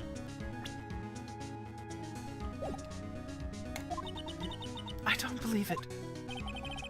Yogi was suspected of murder, and his career as a bailiff was irrevocably wrecked. Oh! He got fired from being a bailiff and lost his wife. Oh my word. Oh my word. Yeah, I could see more and more why he would want to seek revenge. I don't know. I mean, I don't know. Right now, all the evidence is pointing to Miles, but I have a feeling they're gonna flip it on its head again later, and it's gonna somehow be him anyways. This was his last chance, of course, with the statute of limitations so close.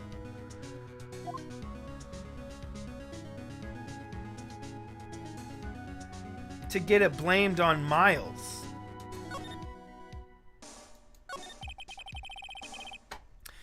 What do you know about Edgeworth's father? He was a defense attorney without peer. It sounds trite, but true. Well, he may have had one peer that I think about it. Your mentor, Mia Fey. My sister? Gregory Edgeworth was very disapproving of Mr. Von Karmo's techniques. That's no surprise. What? Mia was like 20 years old. Right? How old was Mia? Wait a second. How the frick old was Mia? 15 years ago, he looked up to Mia Fey as his peer. So 15 years before this moment, Mia had to be a good lawyer. So that means fully adult, lots of court time under her belt. How old is Mia? How old was Mia? 70? 80? 5 million? I'm so confused. How old was Mia if Mia was there 15 years ago? What? She's like 30. Which means she has to be a minimum of 35. If we could assume that she's like 20 when this happens, right? That means Mia is so much older than Phoenix, too. Oh my word. That means that Mia is so much older than Phoenix. Mia's in her 40s. She would have to be. She would literally have to be. There's no choice. She does not look like she's in her 40s. Oh my word. Grandma Mia. Oh my word. What's wrong, bro? It's me, Mario. Grandma Mia. Bro, that's something. You didn't even mean to call that command. That's a funny command, though. It's a Mario Odyssey day. We put Mario in a wedding dress, and then went and did Luigi's balloon race, and he's like, oh, and got a picture. It's hilarious. That's no surprise. Von Karmo's extreme man. Forged testimonies and evidence are nothing to him. The result, he has a perfect win record in court. To beat him, Gregory Edgeworth tried to call attention to his methods. And? He lost. He died in despair, as it were. Von Karma was the prosecutor? Wait. Was okay, so Von Karma was Edgeworth's rival. And so we're gonna get Von Karma thrown in jail, maybe. Maybe. I see. Spirit medium. When Gregory Edgeworth was killed, the police called a spirit medium. That was your mother, Missy Fey. I'm Gregory Edgeworth. I have been killed. The bailiff who shot me was the bailiff Yanni Yorgi.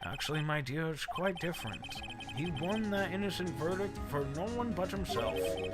Yogi was a free man, but socially, he was ruined. Huh? What's up, Alexis? You'll understand soon enough. Wait. Whoa!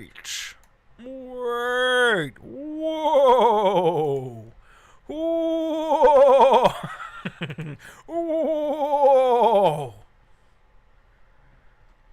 What is it? This letter. I've seen this handwriting before a long time ago. I was wondering if we were going to do a handwriting analysis.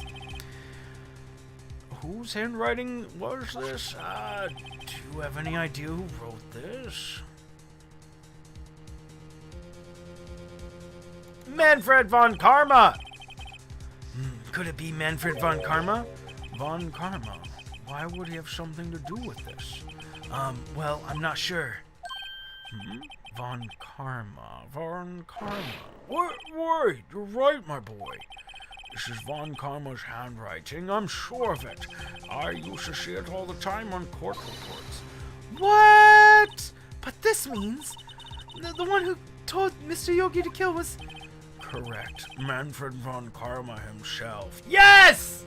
Put that son of a gun on trial!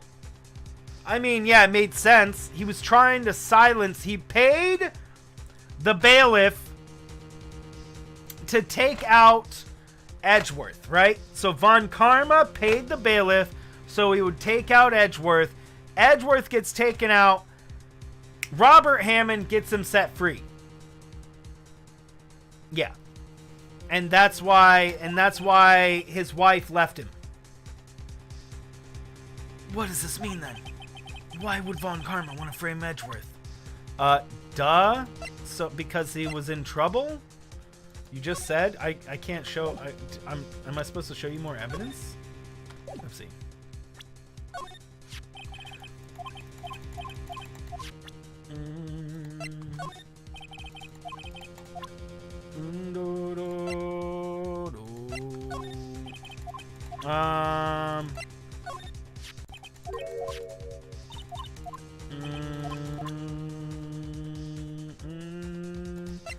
Wait, what?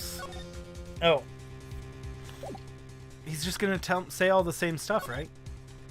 No, I hit present, bro. Present. It's getting interesting. Yeah, it is. I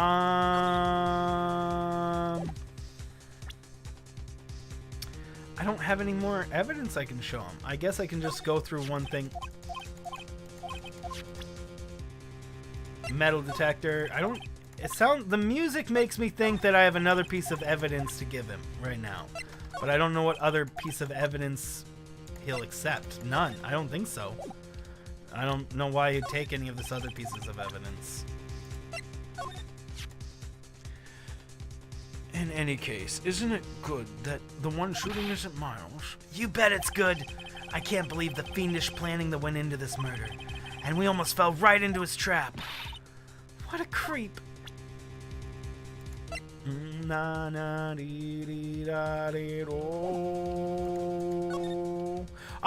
Oh, okay. That's why. That's why the music changed.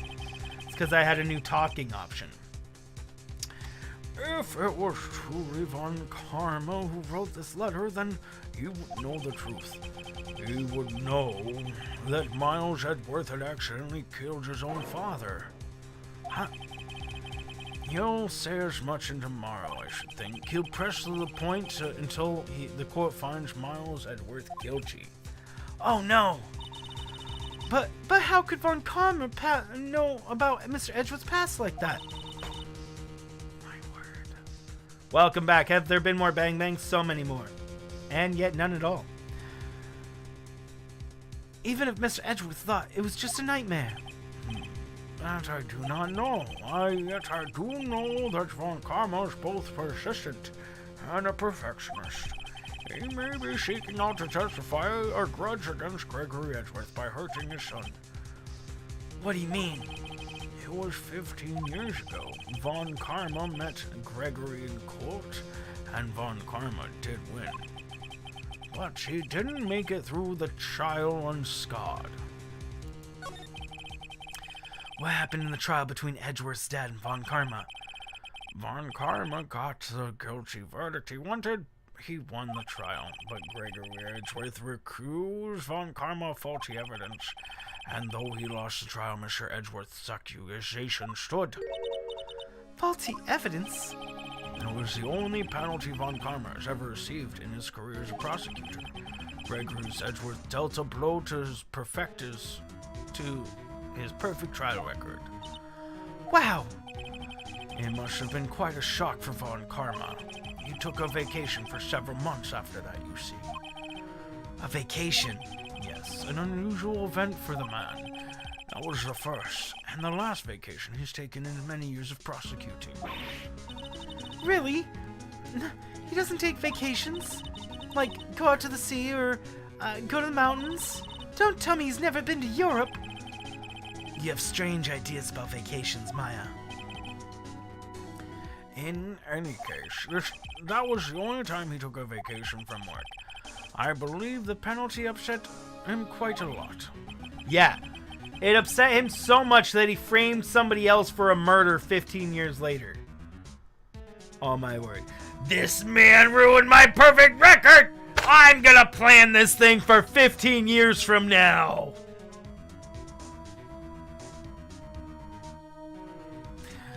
Odd. If he wanted to keep a perfect record so badly, why would he take such a long vacation? What do we do, Nick? Von Karma's gonna bring up Deal 6. You can bet on it. What if Mr. Edgeworth pleads guilty to Deal 6? I won't let him. Yes, Mr. Wright, I hate to say this, but even accidental murder is murder, you know. I know that. I just believe in Edgeworth's innocence. I can't believe he'd kill someone. But Nick, Mr. Edgeworth himself admits it. His father must have lied to protect him from beyond the grave. I don't care.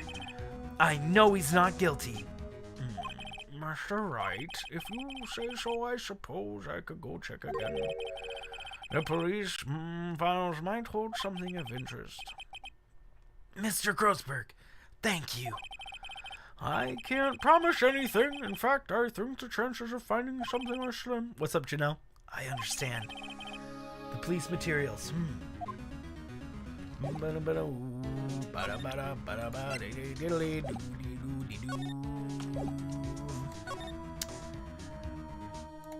There's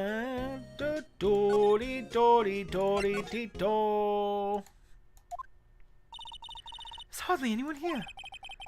Everyone must be out looking for the old guy, Yogi. Oh, it's you! I don't think Gumshoe will be coming back today. Staying out late looking for someone. Sounds like Detective Gumshoe is pounding the pavement for real. We were wondering if you could check out the records room again? Well, now I can't have anybody just wandering in there. But, I guess Mr. Von Karma's in there now anyway. You can go in there as long as he's there. Von Karma? Yeah, he's just actually arrived, actually. Von Karma's in the records room. Nick, let's hurry! Do, ba-be-dee, do, do. Dusty as always. We were only here yesterday. I'm sure they just haven't had time to clean. Huh? What's wrong, Nick? Nothing. I was just noting that he isn't here. Von Karma.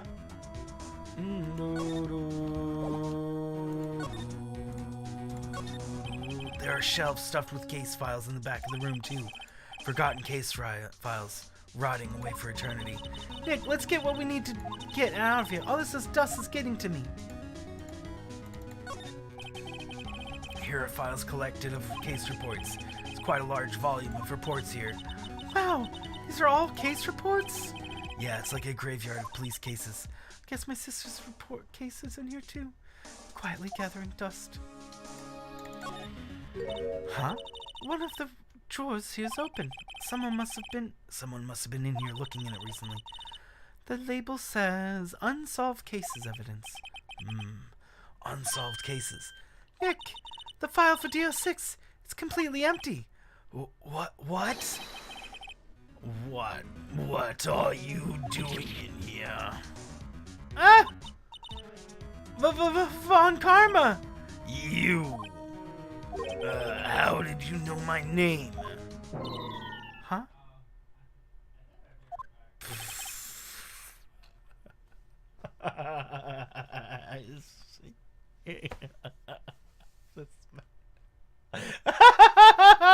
He doesn't even know! He doesn't even know! What? He doesn't even know who he's fighting in court? Bro, he doesn't even know who he's fighting in court. Have we met? What are you saying? We see each other every day, don't we? We're Miles Edgeworth's defense team. Defense team? I beg your pardon. You see, I rarely remember defense attorneys. They're like bugs to me. Needless things to be crushed. Oh my word, this man. I can see how this guy was Edgeworth's mentor. Mr. Edgeworth, is your student, right? A romanticist who still can't shed that veneer of amateurism. Just like his father, always second-rate. Mr. Von Karma, you had an axe to grind with Mr. Gregory Edgeworth, didn't you? I like how he's holding evidence that we need right in his arm right there. Me? A grudge against a mere defense attorney? Why? Because he dealt a blow to your otherwise perfect trial record? So you did. But what I don't get is, why did you take his son under your wing after? The son of your most bitter rival. You know, that's something I didn't take into account. Is that he trained Miles Edgeworth, but he also framed. Excuse me. He likely also had what's-his-face killed. That, my dear attorney, is none of your business. Tomorrow will be the last day of this trial. It's been a while since I've had a defense attorney last this long. Still, you will lose in the end. Miles Edgeworth will admit his own guilt. His guilt of 15 years ago, you mean? You're quite the researcher. If you've done your homework, then certainly you must understand. You know what Miles Edgeworth will tell the court tomorrow. We were right. So Von Karma's gonna bring up DL6 in court tomorrow.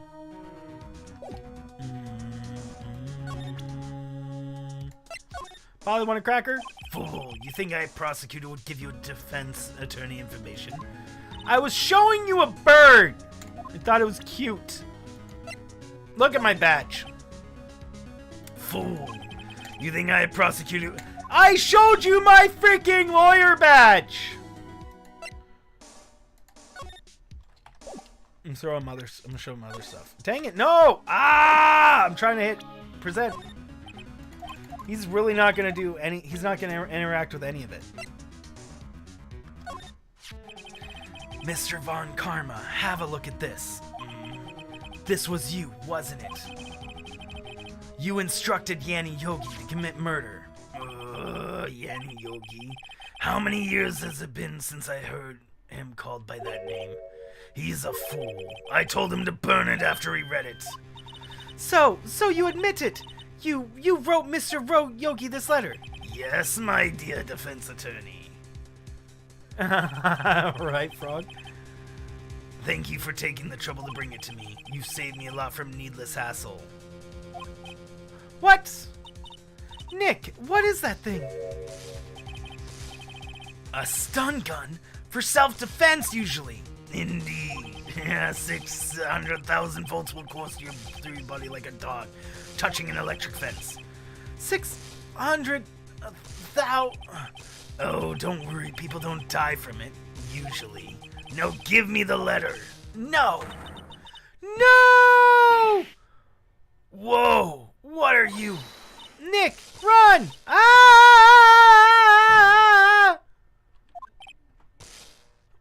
Maya! Out of my way. Wah! Wah!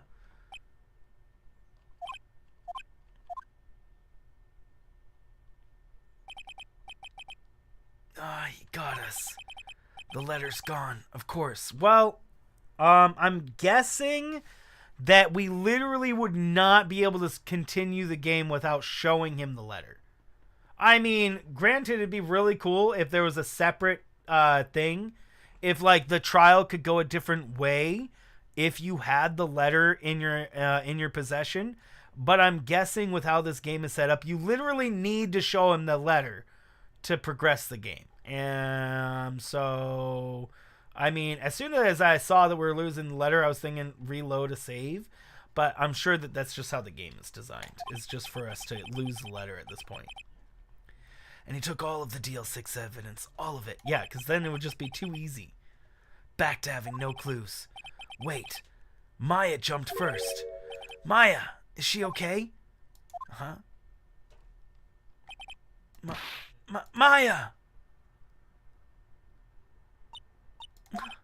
Maya, open your eyes.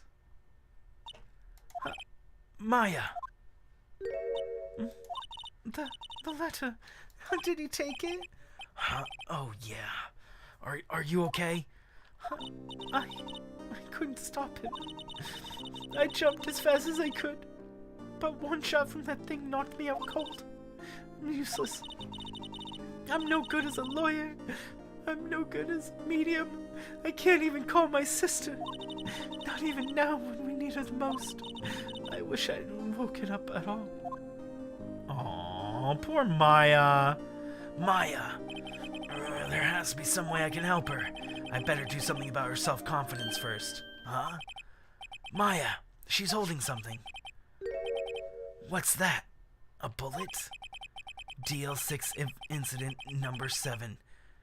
Taken from the heart of Gregory Edgeworth. I remember. Von Karma was holding this when Maya jumped him. DL6 bullet stashed in the pocket. I'll prove it to you, Maya. You're the most definitely not useless. I'll prove it to you in court tomorrow. Okay, I need to go use the restroom, and then we'll go do this court case.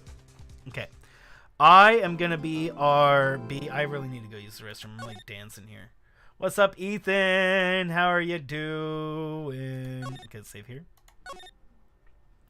Okay, I am going to go BRB. I need to go use the restroom. I will be back in, like, 30 seconds to a minute.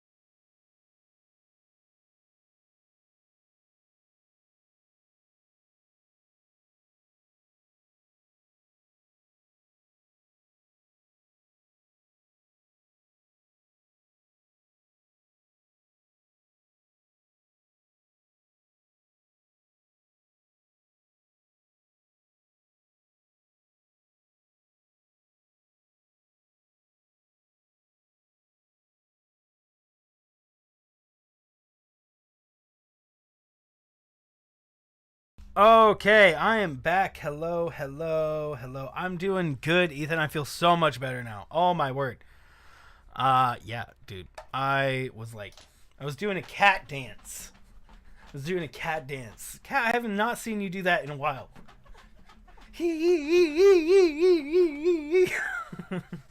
This is Cat when she needs to go to bed. She's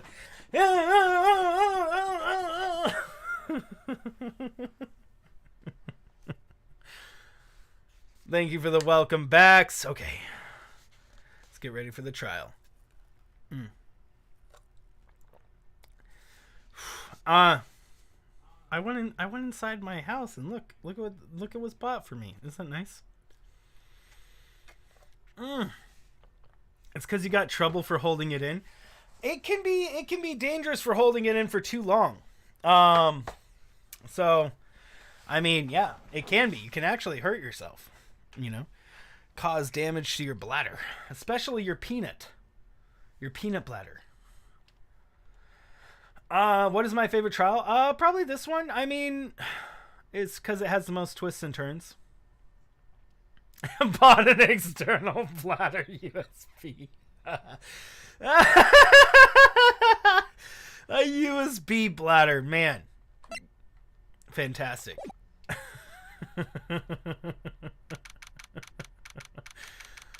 December 28th, 9:51 a.m. District Court, Defendant Lobby Number 2. Classic USB bladder. That's what the B stands for. This is it. Judgment Day. Today, the things are gonna get settled at last. A lot of things. What? Oh, what? What's the big idea? Sorry, Nick. I only touched your shoulder. I guess the shock hasn't worn off with my running for the sun gun yesterday. That's not how it works. You do not become charged with electricity and become an electric superhero that can shock people with your hands. Anyhow, today's the last day of the trial. Good luck, Nick. Yeah, thanks, Maya. Edgeworth is looking glum as always. I hope Von Karma doesn't push him too hard. Whoa! What are you doing? Sorry. I just thought I'd cheer you up with a pat on the back. Maya, maybe you should go outside and discharge. Maybe if it's only happening to her and it's not happening to Phoenix, then this electric thing has to do with her abilities or something, probably.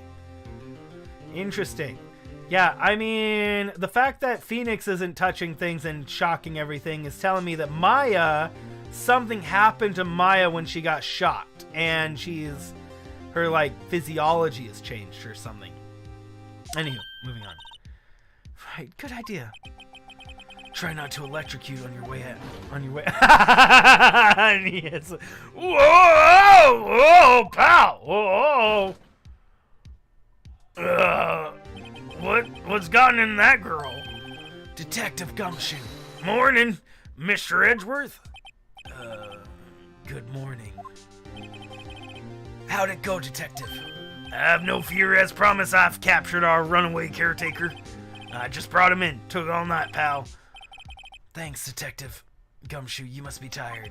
Actually, after that shock I got on the way in, I feel pretty good. Yogi said he's forgotten his own name. But that has to be a lie. Why would he want revenge on Edgeworth if he couldn't remember his past? Exactly. He does remember, and I'm gonna prove it. December 28th, 10 a.m.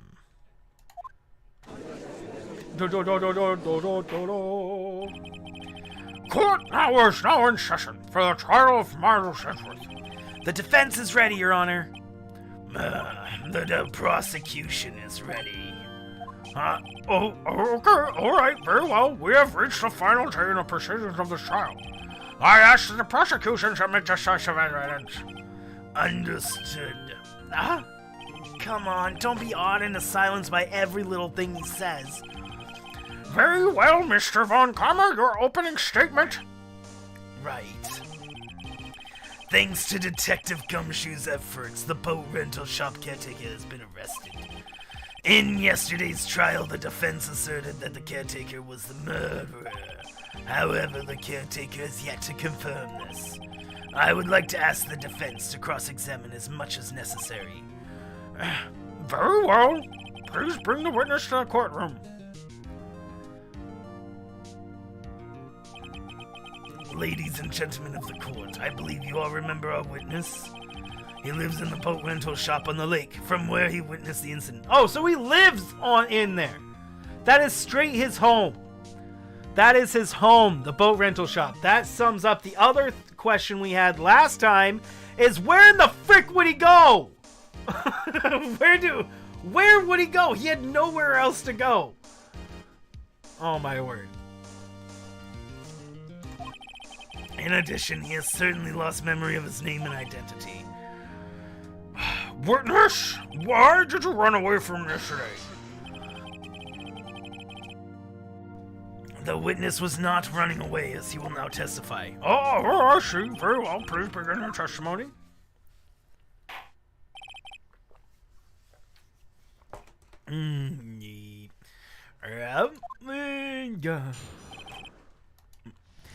Yep, I'm really sorry about leaving like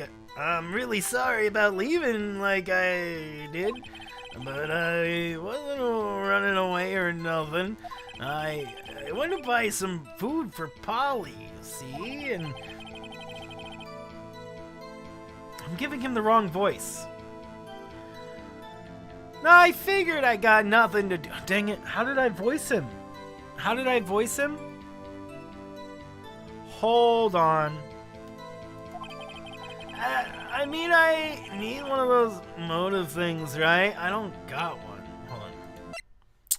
Hold on. I need to hear my own voice for him really quick. Live. And boom. And let me see really quick. Let me get to his voicing. Bum ba bee bee bop bop bop beep bo. Larry Butts.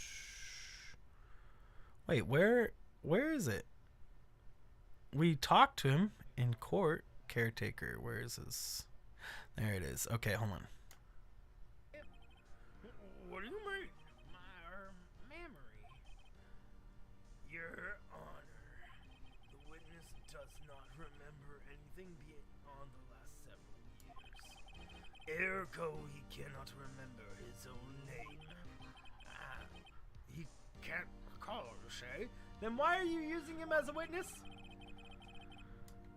Okay, hold on. I didn't hear his own voice. 3 days ago. He can testify. Very well. Let's hear his testimony then, shall we, witness? My audio sucks, guys. I need to figure out how to make my audio better. It was the night of the 24th.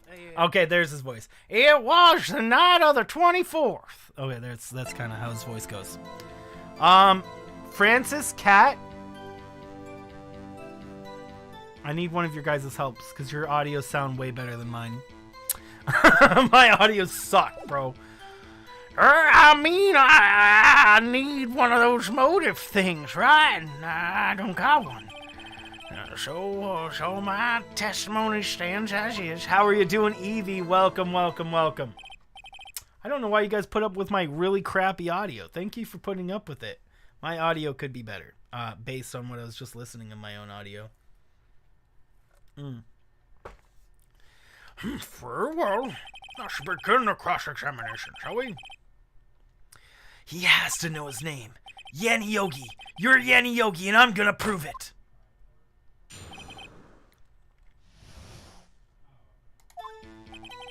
I'm really sorry about leaving yesterday the way I did. I'd call what you did running away and not just leaving. You heard Larry's testimony and you realized you were in danger. Now, Mr. Wright, there is no need to rush to conclusions. As I said, the witness was not running away. Listen to the testimony. He sure seems relaxed. In fact, they both do. Von Karma and Yanni Yogi. But I wasn't running away or nothing. Then why did you leave? He's just about to say why. Is it so hard for you just quiet listening when somebody's talking? We've already listened to it. He's repeating himself. If I sat quietly, Edgeworth would have been guilty in 3 minutes. Exactly. I went to buy some food for Polly, see? Food. Well, Polly's a bit of gourmand, you see. She's high-quality bird pellets from France. They only have them in the big pet shop downtown. But you weren't arrested until this morning. Why didn't you go back to the caretaker's shack? Well, I kind of got lost, you see? Lies. The witness has trouble remembering some things sometimes. When the police apprehended him, he was on his way back to the shack. Yeah, right. Nice try, Von Karma. No one's gonna believe that. I see. So he was lost. Nobody's gonna believe that, except the judge. Please, Your Honor, come to your senses. I don't think that's possible, Phoenix. I figured I got nothing to do with this incident anyhow. That's a lie, bro. Bum ba ba ba dee da do. Judge, please shut up. Exactly. It's just Judge, just stop it, bro. Just stop it, Judge. You've lost much of your memory, is that correct? Yep, seems like it. Then how could you know that you didn't have anything to do with this incident? Or maybe you're lying about not having your memory, You know exactly who you are. The witness has testified quite clearly he has no memory of who he is. If you claim he's lying, then show the court proof. How am I supposed to prove what's going on in that old codger's head? It's impossible. I'm glad you've come to your senses. Very well, witness, please continue. I need one of those motive things, right? And I don't got one. I'm afraid that when I press him on this one, it's going to be problematic, and it's going to stop me from being able to do something else.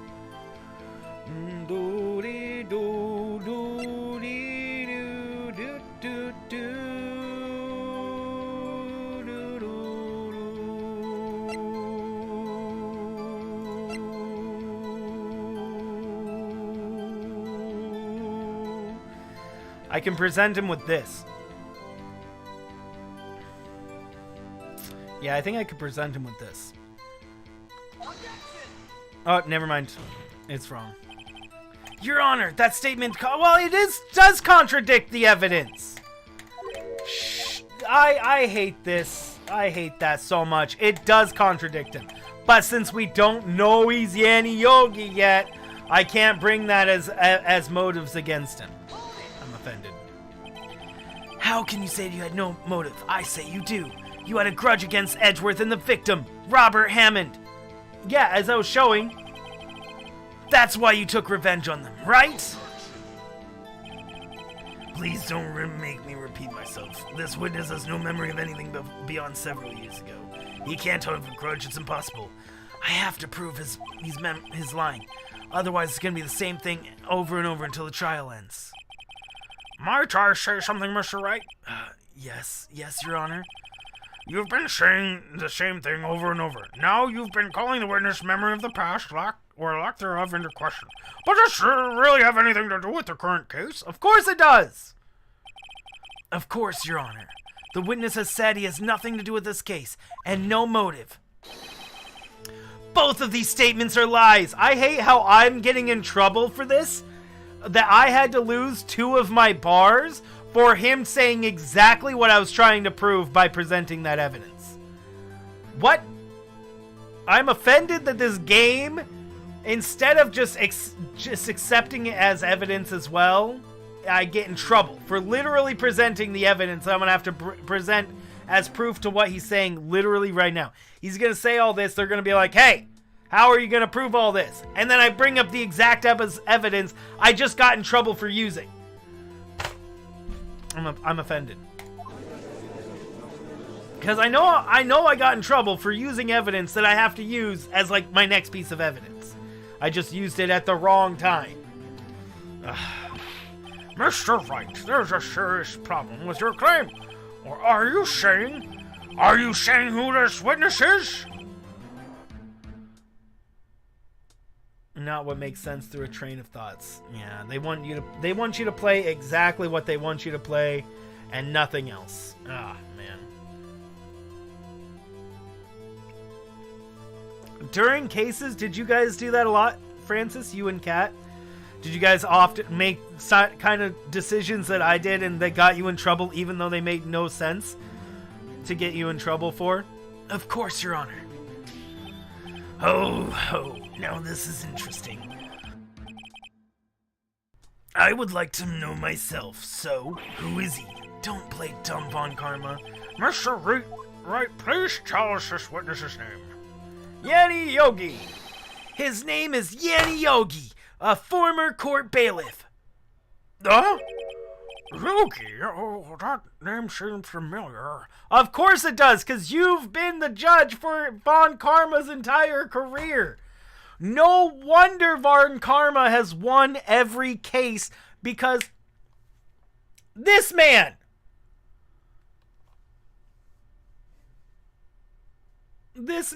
has been the judge for every single one of our Von Karma's cases. No wonder Von Karma has a perfect record.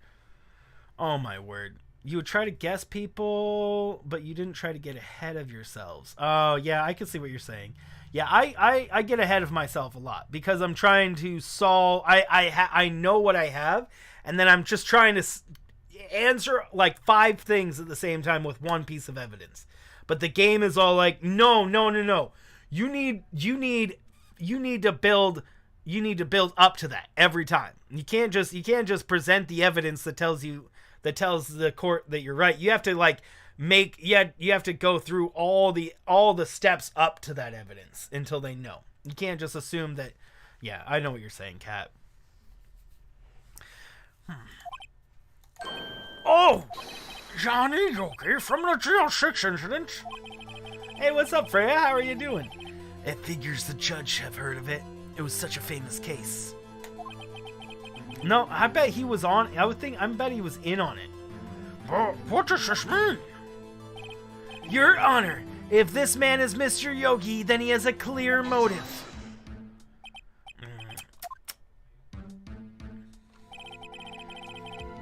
Jumping to conclusions again, Mr. Wright?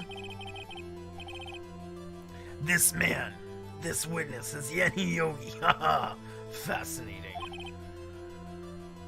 I'm doing good. Thanks for joining us, Freya. However, how do you propose to prove this to the court? This is a court of law, as you may recall. You need proof. And allow me to repeat once more that the witness has lost his memory. This is it. I have to do this now.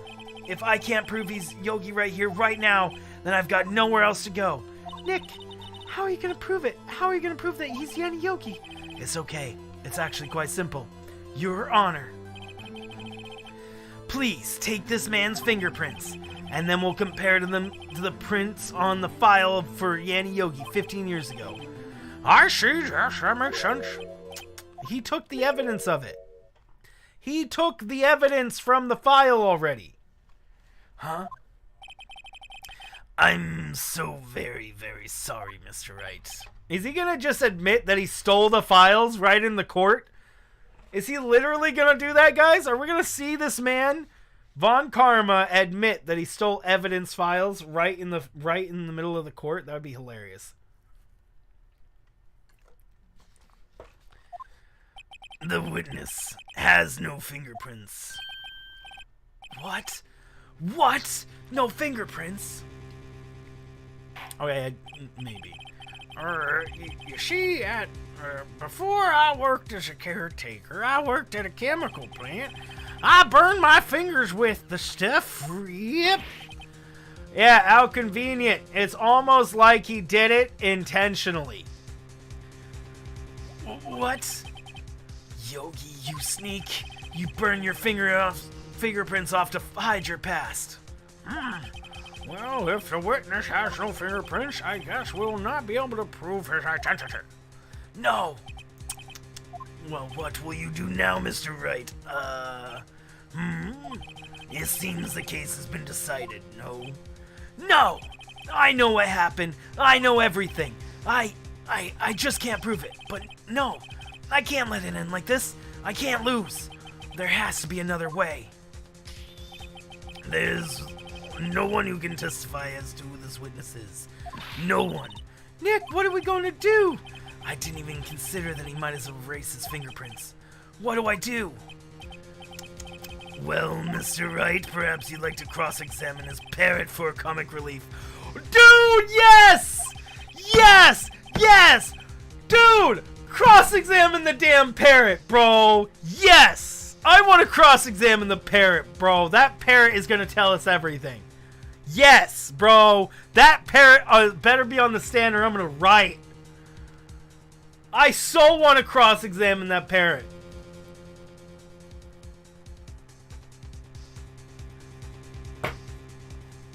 If they don't let us cross-examine that parrot, I'm going to be very upset, bro. Yeah, very funny. You're a sore winner, Von Karma. Wait a second. Cross-examine his parrot? Yes! Yes! What is it, Nick? The parrot knows more than the caretaker. So, yeah, bro. The parrot. Exactly. No, you're not going to. I did not see that coming, but I absolutely love it. Yes. Your Honor, the defense would like to take Mr. Von Karma up on his proposal. I love it so much. Using the parrot. The parrot knows stuff, bro. You've returned. Welcome, Mighty Ram. Welcome back. Take up Mr. Von Karma up. On my proposal. Exactly, Your Honor. I would like to cross-examine the witness's pet parrot. Yes! Order! Order! Very well, what do you think, sir? Need you even ask? This is a farce. I object. Wait a second. You were the one who suggested I cross-examine the parrot, Von Karma. I have a right to do as you suggested. Oof. Well, if you're so desperate, then please be my guest. Of course, you should go through with this. And nothing comes of it, then I hope you're ready for consequences. Nick, this is crazy. Well, you want to go through with your game? Yes, I'm doing it, bro. The parrot knows more than the caretaker will say. All you have to do is ask the right questions. Let the parrot take the stand. I will cross-examine her, Your Honor. I mean, the fact that the parrot's name is Polly, and his wife's name was Polly, is a huge connection right there. This is the most ridiculous thing I've ever heard. It is ridiculous and awesome. Von Karma's rigged every person's testimony, every piece of evidence. Yeah, keyword every person's testimony. He can't manipulate the parrot's testimony, bro. Except the parrot. She's my last chance. At least, I think so.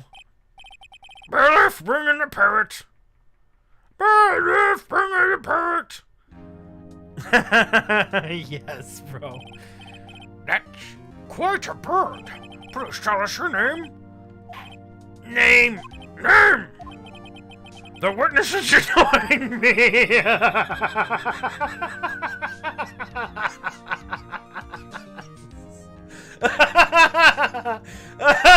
Oh my word! Judge, you're so stupid!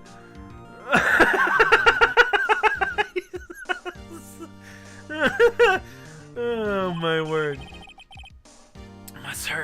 be ignored by a bird. Very well, witness. Who is your owner? Please, testify for us. Who's your owner? Hello! Hello, Squawk!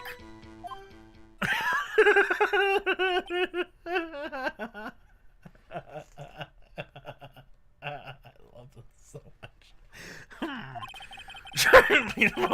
Certainly the most concise testimony so far. Very well, begin your cross-examination. Right. What are you going to do, Nick? I don't know. What do we do, Maya? Who is your owner? Who is your owner? Hello, hello, Squawk! Press.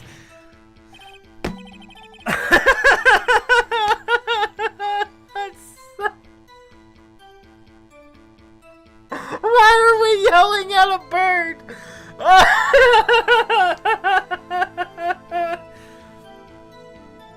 What's up, Light Gazer? How are you doing? Welcome, welcome, welcome. Good to see you, man. Oh, man. Dude, this is hilarious. Witness, you can't just say hello and expect us to get anywhere. I want you to testify. Maya, you talk to her. Right. What do I say? It's so good. This is hilarious. What's up, Yoshi boy? Lucy Leafeon. Is this your raid there, Yoshi boy? Thank you so much for the raid. How are you doing? Thank you. What were you playing today? Who's is it you, Yoshi boy? Is there a different Yoshi person whose raid this is? Thank you guys so much for joining. What's up, Lucy Leafeon, Yoshi boy, Umbreon boy? Welcome, raiders. How are you guys doing today?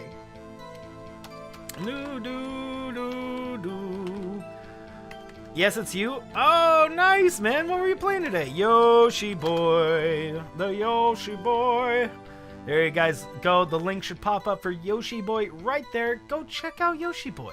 Let's go check out Yoshi boy. Maybe Yoshi boy is doing all the content. What were you playing today? What were you did playing Zors today's?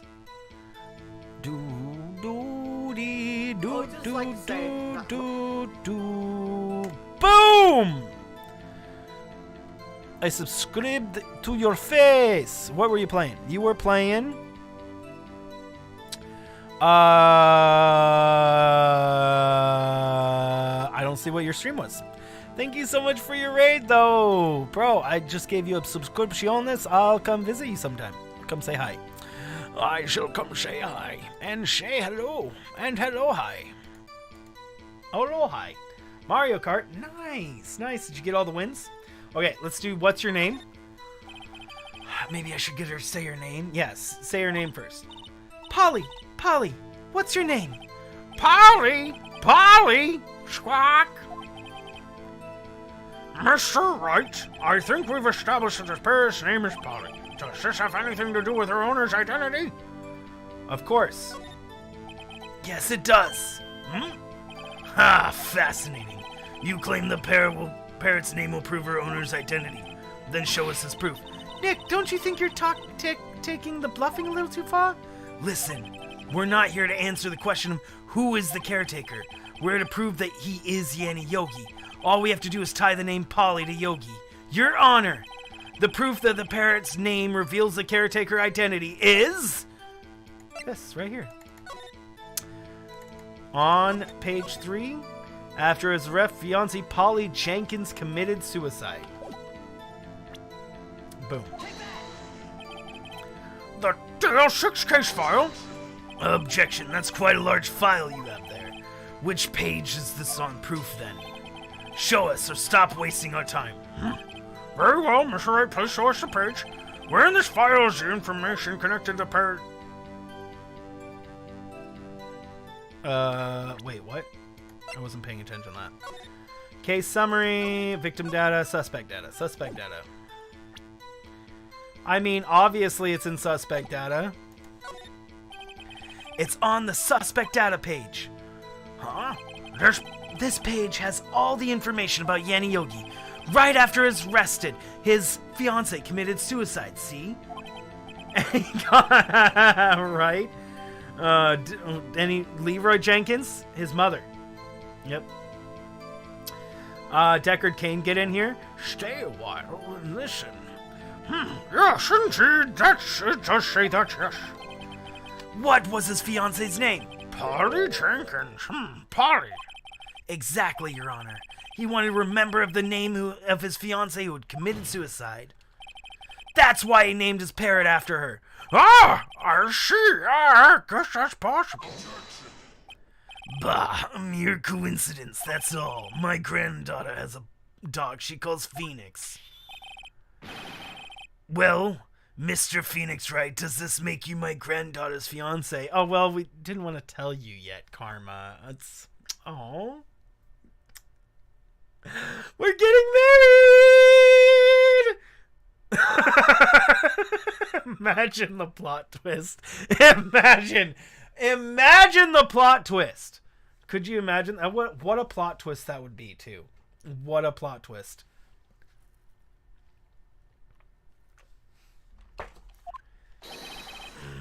She's only 7 years. Oh, my word. I take back what I said. Oh, my word. Never mind.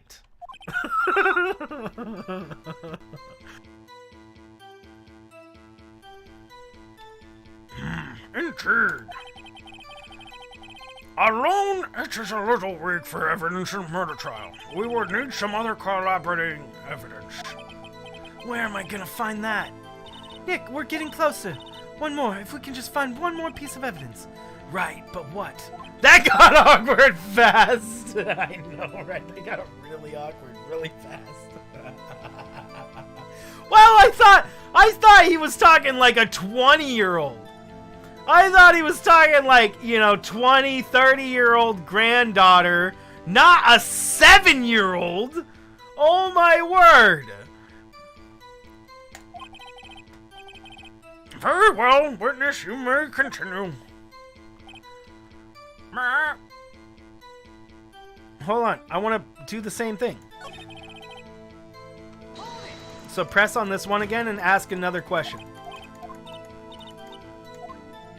Forgotten something. As I recall, 2 days ago. If there was a moment to clip, you can clip it. Polly, have we forgotten something? Squawk! Don't forget the L6! Squawk! If I can get Polly to say that here, that will prove the caretaker had something to do with DL6. Polly, have we forgotten something? Hello! Squawk! Huh? That's not what you're supposed to say. Forgot. Something we forgot. Hello!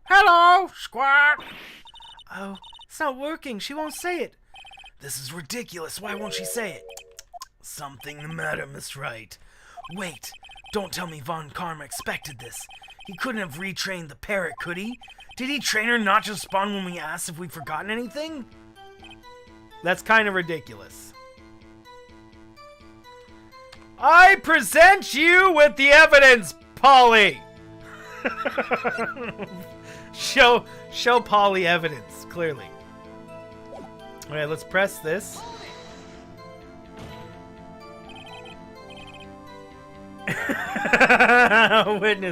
Witness, you're here to speak, so you must speak to me. Frankly, I can't believe you're speaking to the parrot. Well, I guess we should try to get some information out of her. We need to show the judge that her owner is Mr. Yogi. Hello, Squawk! Oh, no. I didn't mean to do that. This one. I guess we ask for the safe number. Wait, hold on. Here we go. What's the safe number? Maybe I'll get her to say the number of that safe. Huh? The safe? Why? Let's just try to get anything, or say anything, okay? Polly, what was the number of the safe in the shack? 1228. My, what a reckless parrot. Well, Mr. Wright, Aren't claiming the number has something to do with the caretaker? Actually, it does. Actually, it does. That's why I had her say it.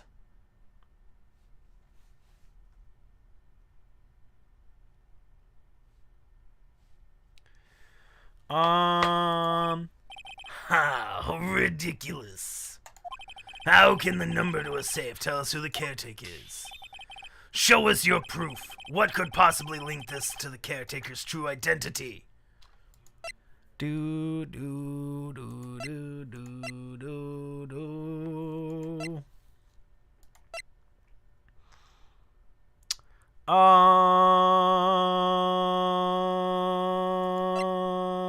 What?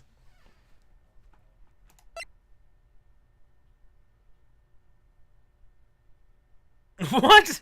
I don't have the piece of paper that shows that, bro. What? I mean, the parrot is like the only thing, really. 1228 1. Oh! I was like, what could that number represent? And then I opened up this. I see what it represented. 1228.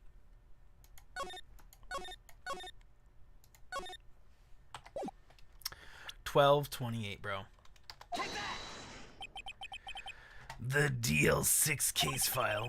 What is this obsession you have with that case? Mr. Wright, where in this file is something related to the safe number? Case summary. It's on the case summary page. The Case summary? specifically the date on which DL6 incident occurred. The date of the incident, December 28th. Why, that's today's date, 15 years ago. And the number on that safe is 1228. Ah, He used the date of the DL6 incident as the number for his safe, Your Honor. That's how important the date was to him.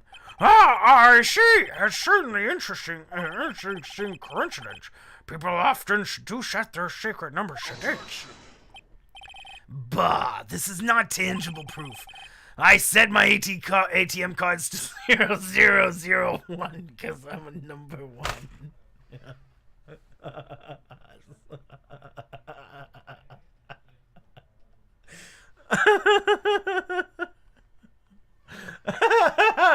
What a smart guy! Clearly, such a brain, such a man.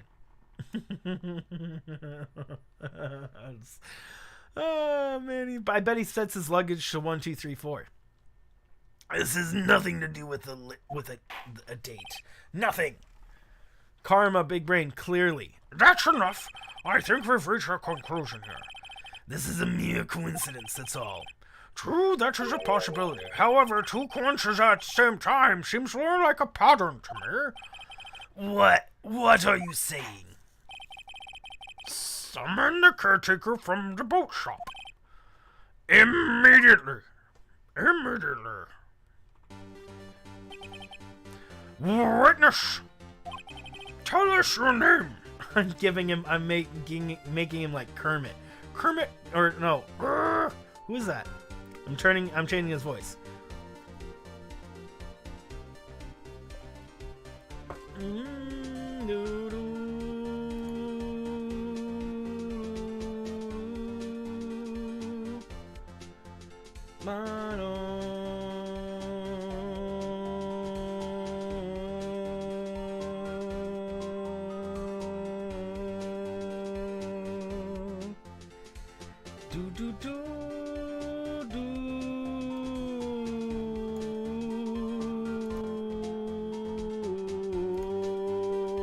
Sorry, I was checking something real quick. Tell us your name. Wait, this witness, he doesn't remember. No, it's okay. I've accomplished what I wanted to do. I'm done. Nick, he looks totally different. This is the real Yogi, I think. Finally. He's been acting feeble to hide his true identity. Acting for 15 years. Well, Was that human buffering? No, I was working. I was notified on something on Twitter and I was checking out what it was. That's what was happening. let me ask you again. Please state your name to the court. My name is Yanni Yogi. 15 years ago, I served as a bailiff in this very court. Order, Yanni Yogi. So was it you who killed Robert Hammond and tried to frame Miles Edgeworth for his death? Yes, it was me. I did it. They put me on the witness stand 15 years ago. Robert Hammond said I said I was mentally unsound. He told me he would make me innocent, get me off the hook. So I pretended to have brain damage. I was innocent, really, but he didn't believe me. We won the trial, but I lost everything. I lost my job, my fiancé, my social standing. Then, this year, 15 years later, a package arrived. It was a letter and a pistol. The plan was written out in careful detail. It was a plan for me to take my revenge on the people who ruined my life. I didn't care who sent it. I thought this was my chance after 15 years. This was it. Finally, a chance to have my revenge on Robert Hammond and Miles Edgeworth. I have no regrets. Wait a moment. Revenge on Miles Edgeworth? What do you mean? No, I'm not at liberty to speak on that matter. Why don't you ask Mr. Edgeworth yourself?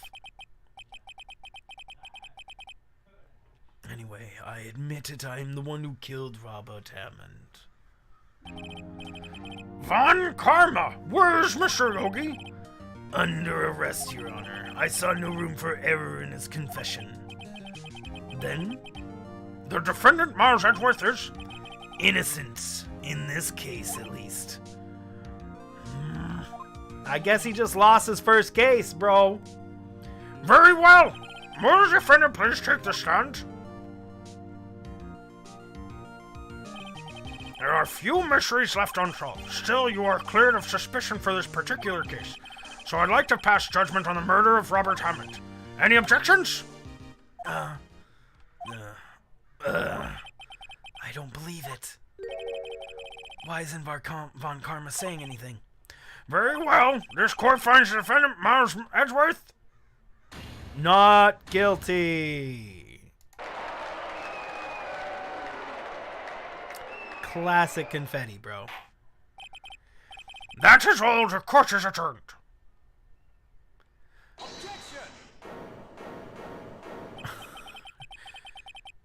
Did someone just say objection? I bet it was Edgeworth.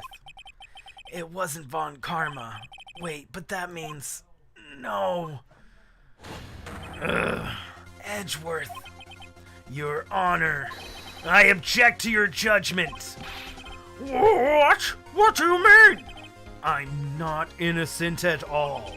As we have heard, Yanni Yogi killed Robert Hammond in revenge. But revenge for what? Nick, Edgeworth is trying to confess. He's trying to say he's guilty. He's gonna tell them he was the murderer in the DL6 incident. He's gonna tell them he killed his own dad. Oh, what do I do?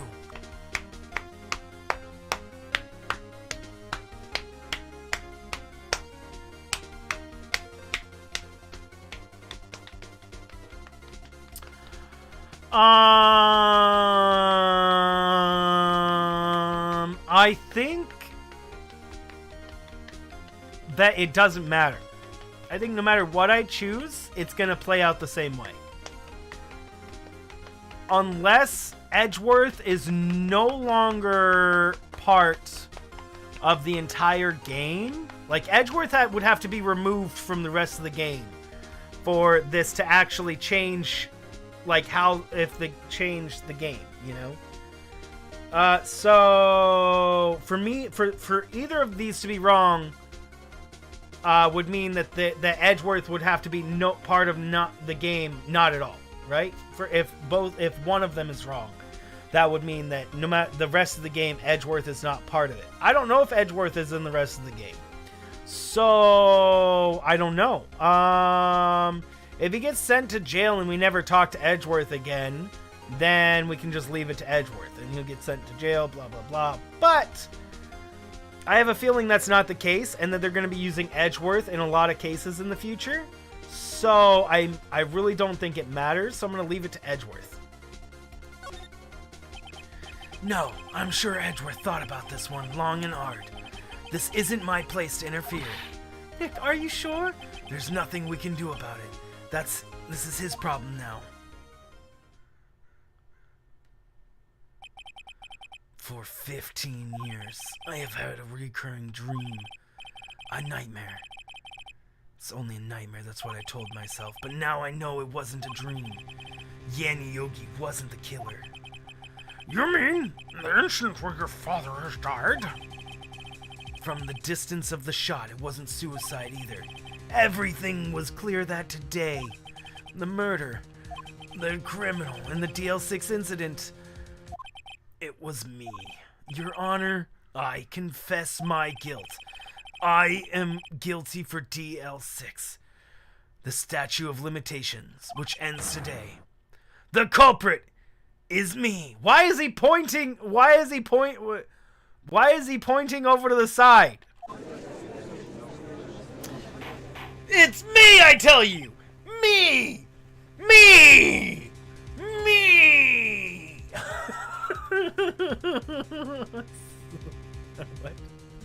Order! Order! This is certainly unexpected. The defendant is declared innocent is confessing to a different crime. A crime for which the statute of limitations runs out today. I'm not really sure how I should deal with this. Bah, it's obvious. We hold a trial.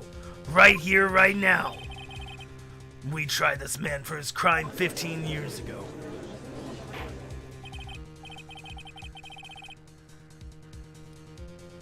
I think I would like to take a 5-minute recess. During this time, I will consider the appropriate course of action to take. Court is adjourned.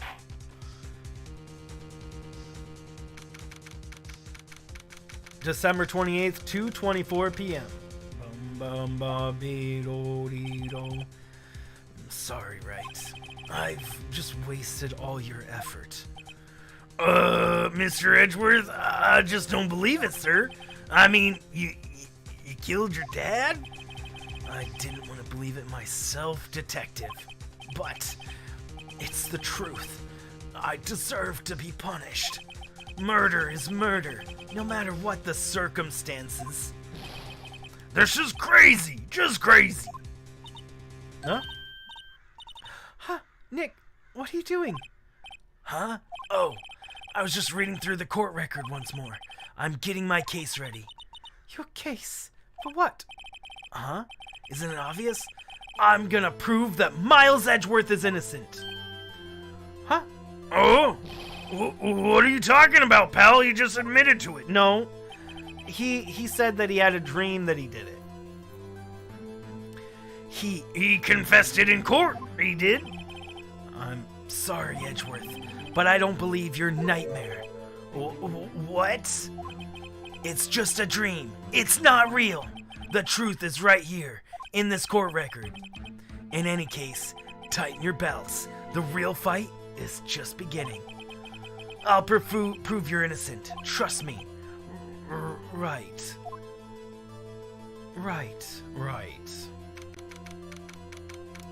December 28th, 2:30 p.m. Now then, I would like to resume our trial. Judge, Miles Edgeworth has admitted his own guilt. He has confessed to his crime. Let's begin by hearing his testimony. Though pointless, let's let defense do their cross-examination. The statute of limitations on DL6 incident runs out today. Though it's unconventional for me, I'd like to run this one by the book. Yeah, the first case he ever wants to run by the book ever. I see. Does the defense have any objections? No, Your Honor. Von Karma, you knew this was gonna happen from the very beginning, didn't you? Very well. Will Miles Edgeworth take the stand? Yeah, and then Von Karma's gonna be bringing up evidence that he stole from the police department, right? He's going to bring us evidence that proves he stole stuff from the police department. That's what's gonna happen here. That is what's gonna happen, I tell you. Do do do do do do do do do do do do do do do do do. Miles Edgeworth. Oh, Miles Edgeworth. I'm a prosecuting attorney. Mr. Edgeworth, 15 years ago you mistakenly killed your father, Gregory Edgeworth. Is this correct? It is correct. Then testify about this matter to the court. When Edgeworth was telling me about this dream yesterday, I noticed something. One detail didn't quite fit. That will be the key, but only if I can get it to work. Please, please, please. You mean the fact that there was 2 bullets fired and not just one? That day, I had gone to the courtroom to observe one of my father's trials. As we were leaving, the earthquake struck, trapping us in the elevator. My father and Mr. Yogi lost their composure, began to argue. Just then, something heavy fell at my feet. I picked it up and threw it at Mr. Yogi. I wanted them to stop fighting. A moment later, there was a single gunshot, and then a scream. It was a terrible scream. I remember it to this day. That's all. Yeah, there's 2 shots, though. And until you thought this memory was a dream. We were stuck in that elevator for 5 hours. The oxygen in the elevator ran out. I lost my memory of the events. Bah, the same claim Mr. Yogi has made. Very well. Mr. Wright, your cross-examination, please. Yes, Your Honor.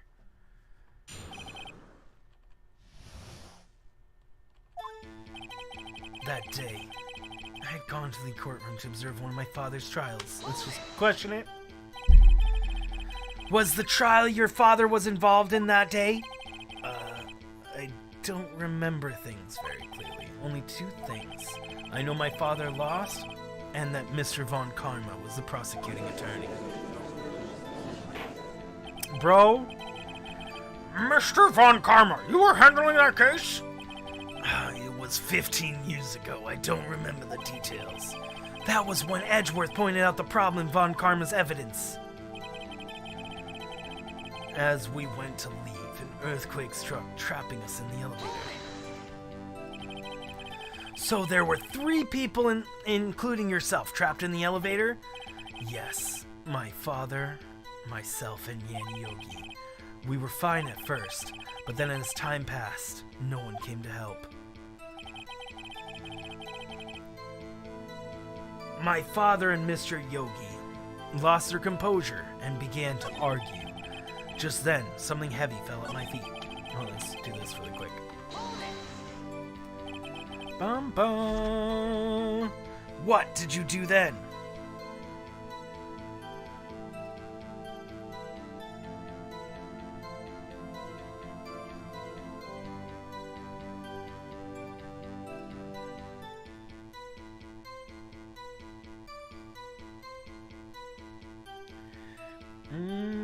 Do, do, do, do. Sorry, guys, hold on.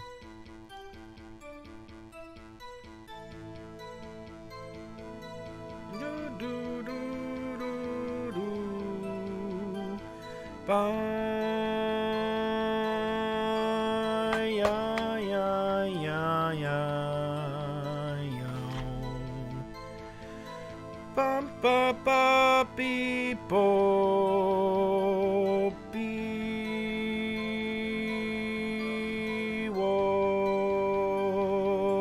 Sorry, hold on, one.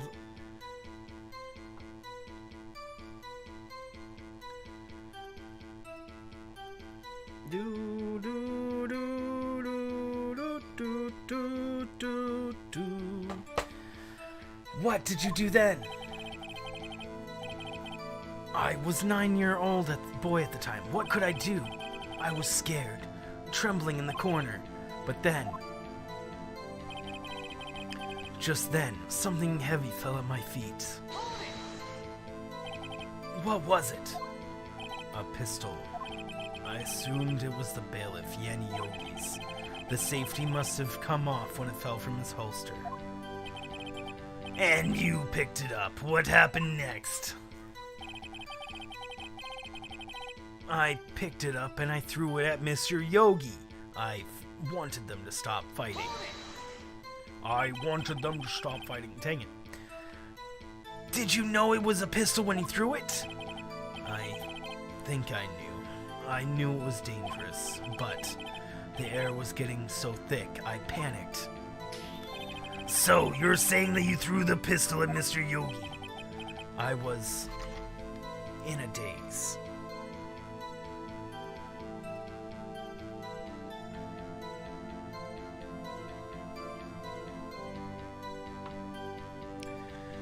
Bum bum. What's up, Lan? How are you doing? A moment later, there was a single gunshot and then a scream. Let's press first. Confirm that it's only one shot. The gun fired once? Yes. I think. After I threw it, I lost consciousness. Ba ba beep ba ba. Since then, they've echoed in my head every day. That gunshot and that horrible scream.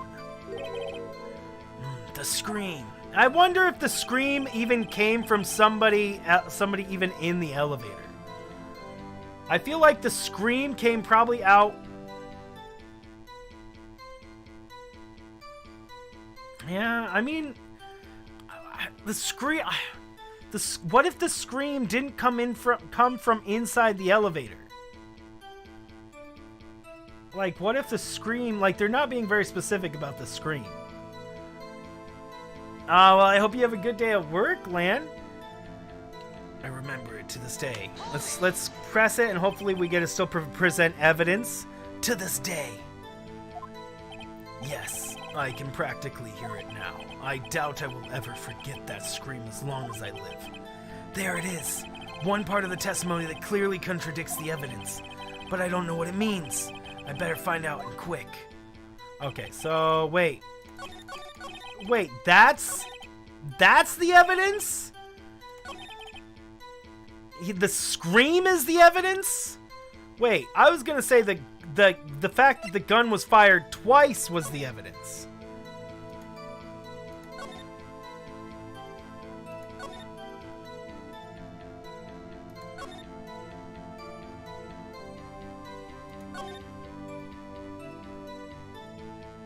The murder weapon was fired twice. Heard the scream.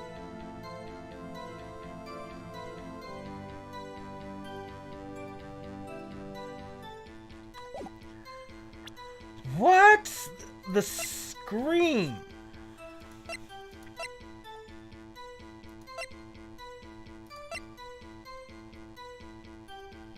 Okay, I'm gonna try the double gun as it really quick.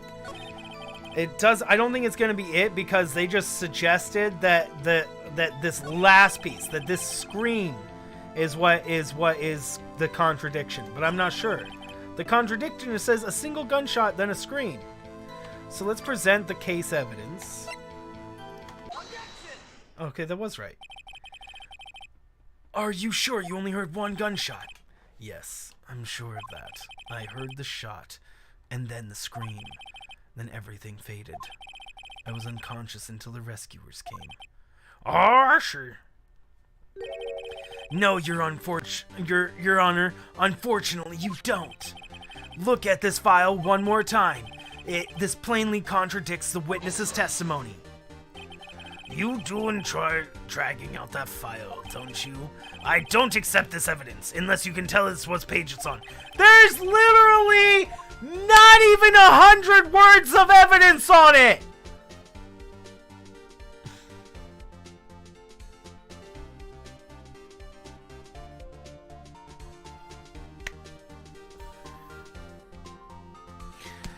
How dare you use this police evidence file as evidence? How dare you? How dare you prove over and over and over that this one piece of paper is an evidence? It's a very large file. That's what he said. That's what he said, but all we see is like three like 100 words combined on all of them. And we already use this one thing as evidence like several times now. How can he possibly say that we can't use this as evidence anymore? Oh no, you used it for a different piece of evidence. You can't use it for anything else to prove your point. Oh, come on. Which page was it on? First one, I think. Second. But we get a recap for the game. Yeah, we gotta assume that it is. Even though it says here page 2 of 3. Alright. Page 2. Victim data. Look at the victim data in this file. It says quite plainly, the murder weapon was fired twice. Miles Edgeworth only heard one gunshot, yet the murder weapon was fired twice. The first shot was accidental firing when the pistol was thrown. So, who fired the remaining shot?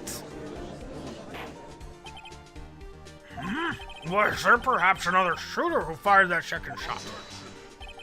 Your Honor, I'm sure you're aware this incident occurred 15 years ago. The evidence is dated. The pistol did fire twice. However, we do not know when that second shot was fired. That's what I was saying, Ajax. Edgeworth is the main character in this game. We're playing as Phoenix Wright, the sidekick.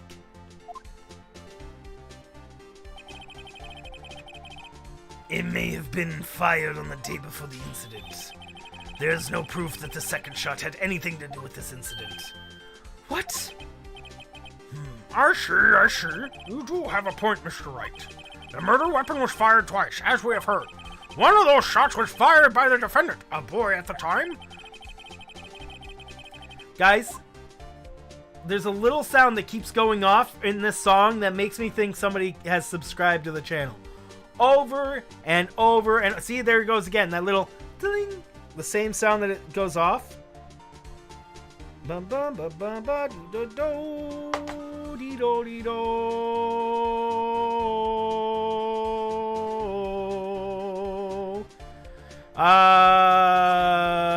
Wait, hold on. Do you have proof?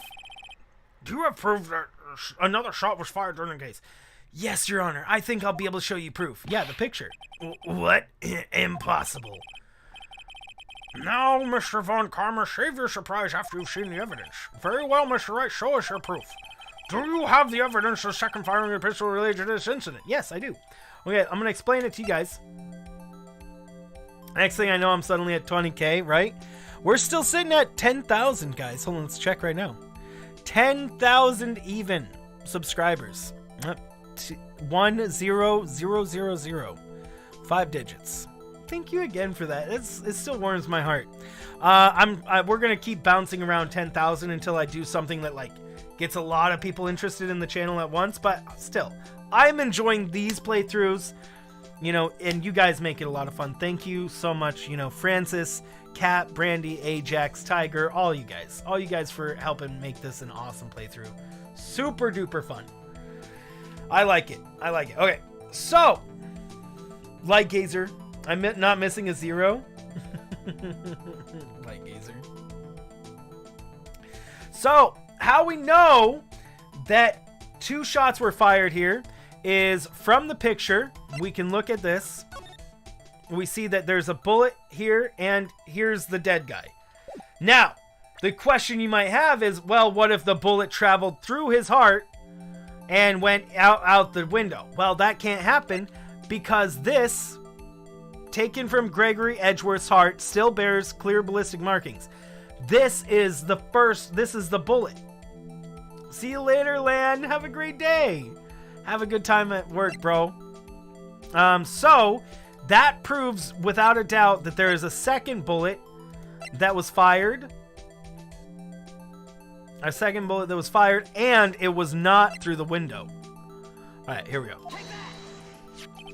Look at this photograph. This is a photograph of the scene of the crime 15 years ago. I can see the victim is lying here on is Gregory Edgeworth. This proves the murder weapon was fired twice at the time of the incident. And then he's going to object and he's going to say, well, what if the bullet went through the heart, right? This photo proves it. So, let me get this straight. The photo proves 2 shots were fired where? Your Honor, please get a clue. Show the judge in the contradiction in the photo. As should be obvious, the contradiction is here. I see. A bullet hole in the door. Your Honor! Gregory Edgeworth was killed by a shot from the pistol. Yet there's also a bullet hole in the elevator door. We know that the murder weapon was fired twice. Thus, someone other than Edgeworth fired that second shot. And it couldn't have been Edgeworth because it would have to be angled up as the kid. And that's a straight through the heart shot from straight across. Person was standing like this, not like this. Ballistics. Order! Order! What are you driving at? It's simple, Your Honor. The time of the incident, 2 shots were fired. One went into Gregory Edgeworth's heart. The other hit the elevator door. Remember that the defendant lost consciousness after that first shot rang out. In conclusion, we must agree that the second shot was fired by someone else. Mr. Wright, but who could have done that? Who could... The murderer, of course. I knew I should have stepped in before your wild fantasies got out of hand. Mr. Wright, look once more at DL6. Look closely. The case summary page. The case summary that's on page 1. Look at what's written there. Not a single clue was found on the scene. If the pistol had been indeed fired 2 times, then the other bullet would have been discovered on the scene. He does have a point. The second bullet has never been found. Why? Because the second bullet does not exist. The bullet that claimed Edgeworth's life was the one fired by his own son. This is the truth of the matter, the whole truth. It was undoubtedly something else that made the bullet hole in the door.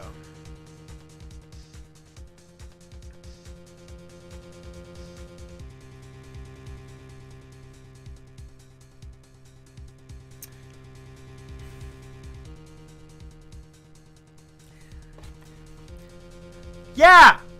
Something else made the bullet hole! Some other thing! This man is all like, there's gotta be some other bullet hole. Somebody else had to be firing a gun. Somewhere else that made the hole, clearly. Yeah, that's how that works. So there was somebody else with a gun shooting at the door. Let me get this right. In Von Karma's mind, right now, there were 2 different guns on the scene, and a second gun was fired at the elevator door. At the second that the other gun fired two bullets.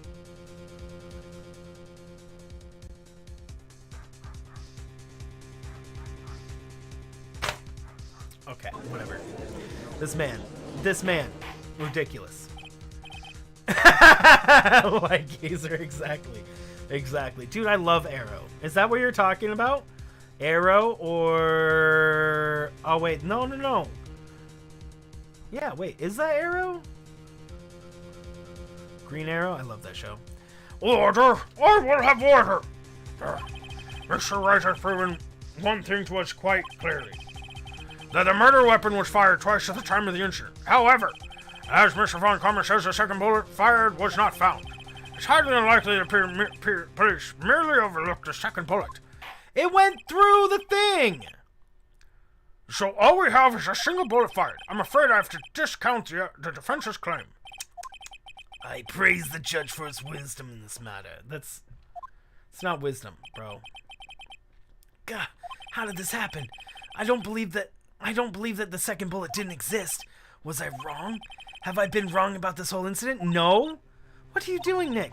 Why aren't you raising an objection? I'm sorry, Maya. What? It looks like I was wrong. Nick, if the second bullet wasn't there, then all my conjectures have been nothing. It was fired outside the... How would you... If the bullet traveled outside of the elevator and it could have gone any number of places. Could have went ting, ting, ting, ting, ting down to the bottom of the elevator shaft. Question is, did anyone look for the second bullet? I bet you they didn't. Oh my word, you're right, Brandy. Nobody looked at it. Nobody even looked for it. No, but you said you'd do it. You said you'd get Edgeworth declared innocent. I'm sorry. It's just when I saw the photograph, I thought 2 shots had been fired. Yeah! 2 shots had been fired! I was so certain. I thought I'd won. Thought there was another person. Someone else who had fired the killing shot. Dude! Now Phoenix is bugging me because he's just like, yeah, I guess he's totally proved me wrong. Oh my word. But now, I was wrong to think that it could be that simple. This case has stood unsolved for 15 years. No. The only reason it wasn't solved. It was not unsolved. It was closed, pretty much. Wait, the case... How was the case never closed? Wait a second. Huge flaw. The case was closed. They had a guilty verdict. Right? No, I guess maybe not. Maybe not. Hold on. I'm thinking about this. Maybe not. Because he was declared innocent, they didn't close the case, maybe? Because he was declared innocent, they didn't close the case for 15 years? I would think that when he was... I mean, I guess they didn't have a guilty on anybody, so that makes sense. Okay. Never mind. I'm rethinking it. I think that makes sense, probably. Nick. Well, it seems we have finally cleared up this incident. Only 1 bullet was found at the scene of the crime. That shot was fired by Miles Edgeworth. Precisely. I would like to ask one thing of Miles Edgeworth before passing my verdict. Have you been paying attention to the trial so far? Yes, Your Honor. Do you have any objections? No. No, I do not. So, you killed your father, and though it was not your intention. Yes, I did. Oh no, he's accepted the guilt. Very well. The statute of limitation on the murder Gregory runs out today.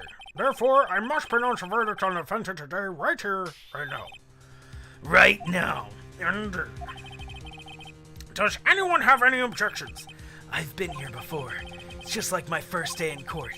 There's so many things I know I should be saying, but my mind's gone blank and I can't find words. Mr. Wright! Your Honor! Your Honor, I object! Mr. Wright, on what... Mr. Wright, on what grounds do you object, Oof, Nick, I don't know, his case is perfect. It's not perfect! Ah! Why use words like perfect when it is beyond that? Oh my word. Man. Oh my word. Oh no. Gah. It must exist. The second bullet. Ah. What? What did you just say? No, nothing. The second bullet must exist? But where? Someone took it. Huh? It seems waiting is not going to produce any answers from Mr. Wright. Wait, Your Honor! Huh? The second bullet, it existed! What? But we just had proof that it does not exist. I realize that, Your Honor. I'm really grasping here. It's just someone took it from the scene of the crime. That's what happened. But who? The murderer. The murderer. Tell us just who is this murderer. I'm still thinking about that one. So the criminal that took the second bullet, but why? First of all, how would they know how to find it? It's not easy to find a stray bullet, Mr. Wright. Was there some pressing need for the murderer to search for that bullet? Had to find it. Of course there was a need. That's why they took it. Bah, what possible reason could they have had? Well, exactly for this exact reason! To get themselves free of any charges in court. The reason the murderer took the bullet away from the scene of the crime is... The bullet would be proof? Maybe they thought that the bullet would be used as proof? Proof? It was a special bullet, so they took it with them. Yeah, ballistic markings! If that was the case, they should have taken the bullet from... How in the frick were they going to pull it from his heart inside the elevator? Are you serious right now? Von Karma, are you absolutely seriously suggesting this? Are you suggesting that the murderer perform open heart surgery in the middle of the elevator? You cannot be suggesting that right now. The bullet was found in the heart of Gregory. Literally in his heart.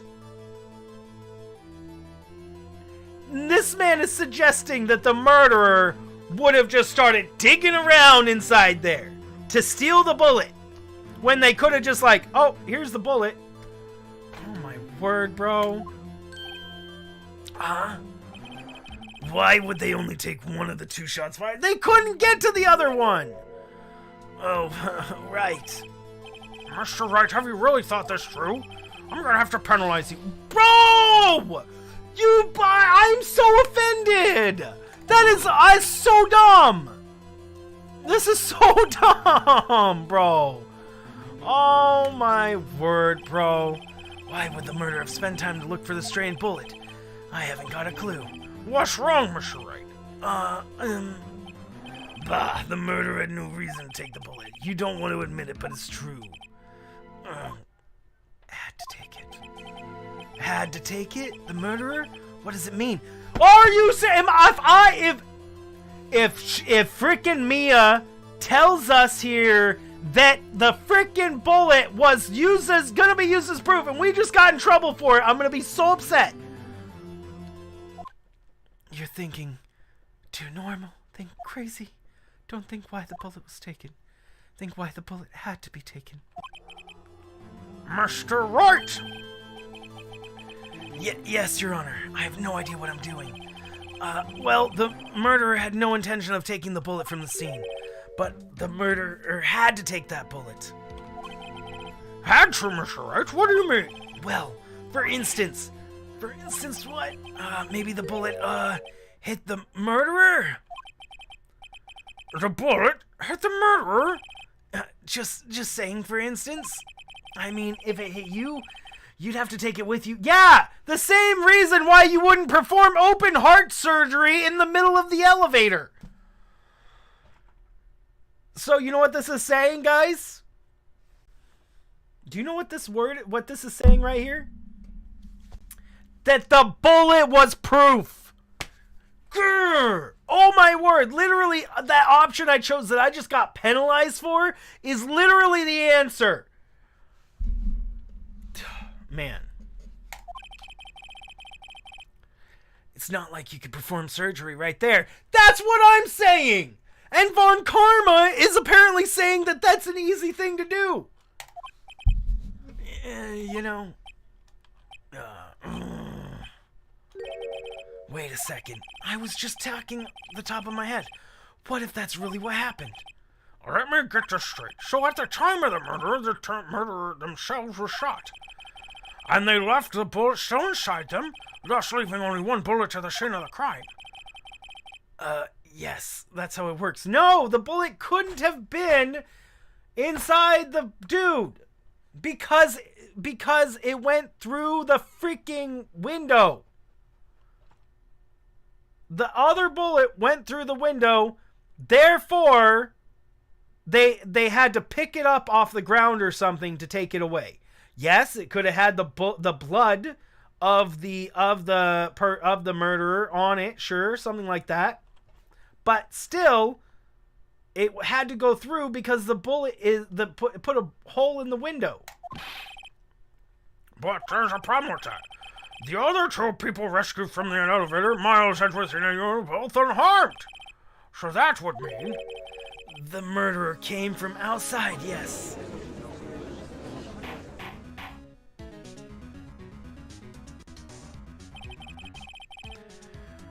The two men fight inside the elevator. Trying to stop them, the boy picks up the pistol at his feet and throws it. The pistol discharges in the bullet. The bullet goes through the elevator door and hits the murderer outside. That's the only way it could happen, which was Van Karma.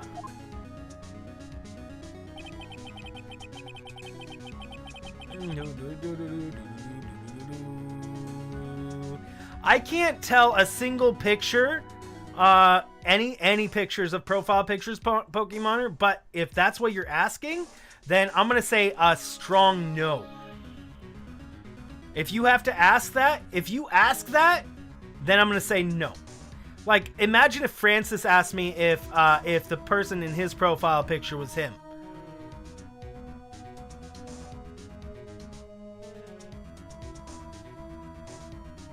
Pokemoner, I understand you're very young. Your age is showing. I don't think you realize that your age is showing. I mean, it was already showing before, but now you're really showing your age. Then the murderer opens the elevator door and sees the men inside. Mr. Wright, you are truly the most unpredictable defense attorney I've ever known. I can tell you, Grasshopper's thoughts, yet I cannot deny the possibility of what you say. We can tell what Francis looks like. Yes. Yeah, but I mean, Francis would literally never ask anybody if they believe that the picture in his profile picture is him. Francis would literally never ask that. Literally never ask that. Somebody over the age of 10, intellectually, would not ask somebody if people believe that their profile picture is them or not. It's just not. Literally the only reason you would ask somebody like that question, Pokemoner, is the only reason you would ever ask that question ever is if it's not you.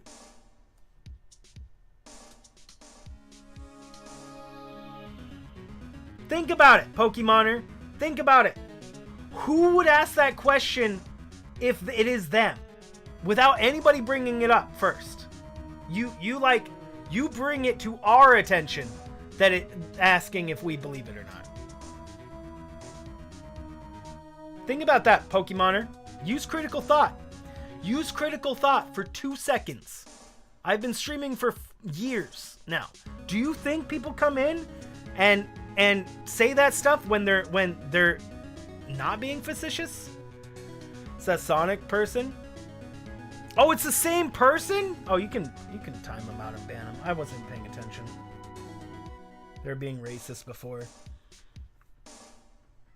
You can ban them.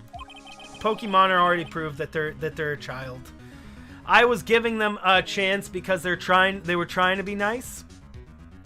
They were trying to be nice, but they're just showing their evidence. They're just proving who they are. They're just proving who they are.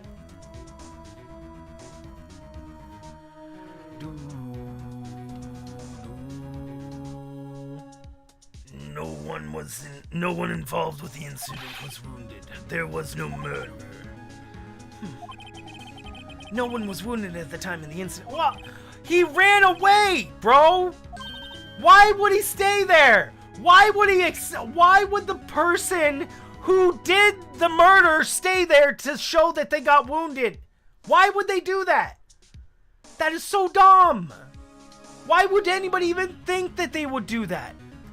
Why would the murderer just sit there around there and wait? Why? Why? Why? Why? Why is that even a thought process, bro? Why is that even a thought process? I just thought of something really crazy. Crazy. Remember what Mr. Grossberg said yesterday? Gregory Edgeworth dealt a blow to a perfect trial record. Wow. It must have been quite a shock for Von Karma. He took a vacation for several months after that, you see. Yes, an unusual event for the man. And that was the first and last vacation he's taken many years of prosecuting. What if Von Karma didn't take that vacation because he was in shock? Because he got shot! Because he was injured. Which would mean... It could only mean one thing. He was the murderer in DL6 incident.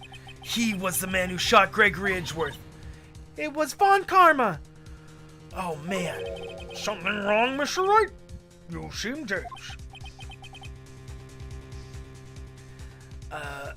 No, Your Honor. Well, you have indicated the possibility the murder came from outside. Can you give us the name of your suspect? Should I come out now and say it? Bum bum bum bum bum dee do dee do dee do do do dee do.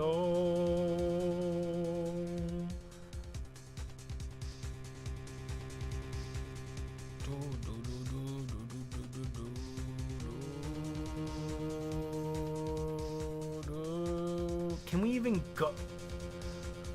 What would happen if we save it for a better time? Whatever. Say it now. Let's go. Your Honor, there's a suspect. One lone suspect. Well, this is certainly interesting news. Very well, Mr. Wright. Who is your suspect? My hands are shaking.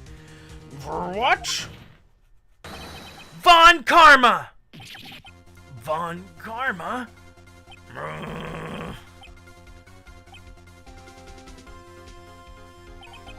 You mean the Von Karma? A prosecutor? The one standing right over there? Bah! You don't object? I see no need. Why honor this ridiculous outburst with my objection? Because you took a vacation for several months starting the day after the incident, yet you pride yourself on a perfect record. Why would you take a long vacation without any reason? So, you're claiming that I took a vacation to heal my injury from the incident?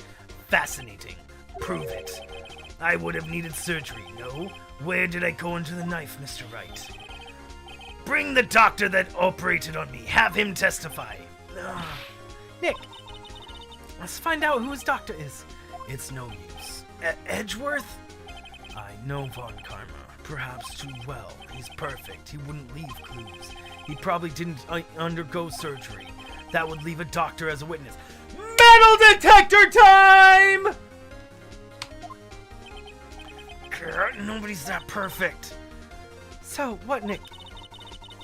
Did Von Karma pull a bullet? It's still in him! That's insane. No, he couldn't have. You can't just pull the bullets out of yourself. Wait. What does that mean? The bullet has to be somewhere. But where? Mr. Wright, can you produce evidence that I was shot? Yep. Metal detector! I'll even use evidence. I know how you like it so much. What? The evidence that proves Von Karma was shot is metal detector! Von Karma's perfect. He wouldn't risk surgery, leaving an evidence trail. So then, I ask, where is that bullet now? I think it unlikely that Von Karma performed surgery on himself. Huh? You don't mean? I do. There's the possibility the bullet is still inside Von Karma. Bum, bum, bum. Is that even possible? For all these years? Well, there's only one way to find out. We could use this metal detector. Well, Von Karma, I'm gonna run this over you and see what we find out. We're using a metal detector on someone. This is a good case. I like this case. We gotta cross-examine a parrot and use a metal detector on somebody. Hilarious. I refuse! You refuse? But refusing this means... You acknowledge that the bullet is still inside you?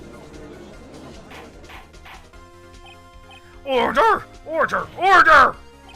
Your Honor, the defense requests that we allowed to use the metal detector. Judge, I call for suspension of trial. This is invasion of privacy! The statute of limitation runs on this course today. It was you who said we had to end this right here, right now. Enough! I permit the use of the metal detector. Mr. Von Karma, you will submit yourself to testing. Nick, what does this mean? I don't know, but we have to give it a shot. How do you not know? What is your mind going? Beep, beep, beep, beep. It reacted. Something's in his right shoulder. The bullet! Mr. Von Karma. It was you. I was afraid this would happen, and so I remained silent. Indeed, there's a bullet in my shoulder. However, it's nothing to do with this incident. What? I was shot in the shoulder long before the DL6 incident. I claim that the bullet in my shoulder has no relation to DL6. But Mr. Von Karma, can you prove that? Prove? I have no obligation to prove anything. Yeah, you do. It is Mr. Wright who must prove something here, not I. Mr. Wright? Well, can you prove it? Can you prove the bullet in Von Karma's shoulder was from DL6? Of course he can't. The gun was fired twice! What? Just going in circles. He's just like, oh yeah, you totally forgot about that evidence you just used 10 minutes ago. You don't have any of the DL6 evidence. Are you serious? That's because you took it out of the records room yesterday. With no proof, you cannot convict me of any crime. So sorry, Mr. Wright. No, I'm the one who's sorry, Mr. Von Karma. What? You were close. One day from freedom. But you see, I have proof. What? Who would have thought you would dig your own grave trying to convict Edward? I can link that bullet in your shoulder to the DL6 incident. And here's my final proof.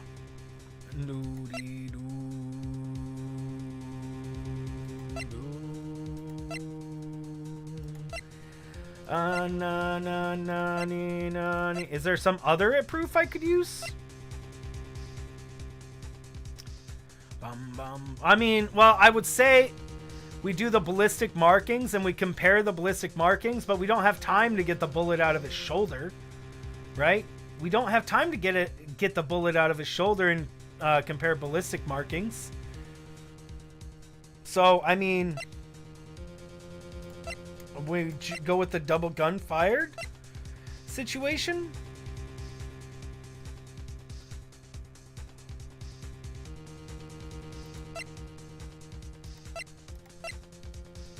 I mean, this is the only thing I can think of, is the fact that it says fired twice. Nick, if this is your final proof, don't you think you should choose a little better? You mean that was the wrong evidence? Everyone looks kind of puzzled. Mr. Wright?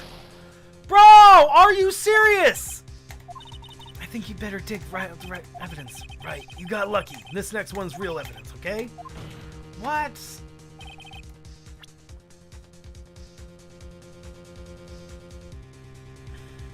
Should you speak? No.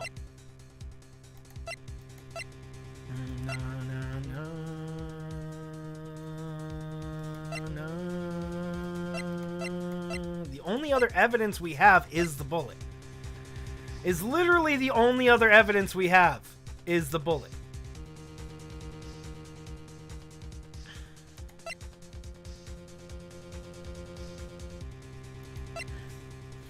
Yeah, that doesn't matter. That doesn't matter. I mean, I guess this could matter, but it doesn't make sense, really. Doesn't matter, doesn't matter, doesn't matter. Already used it. Won't have any information.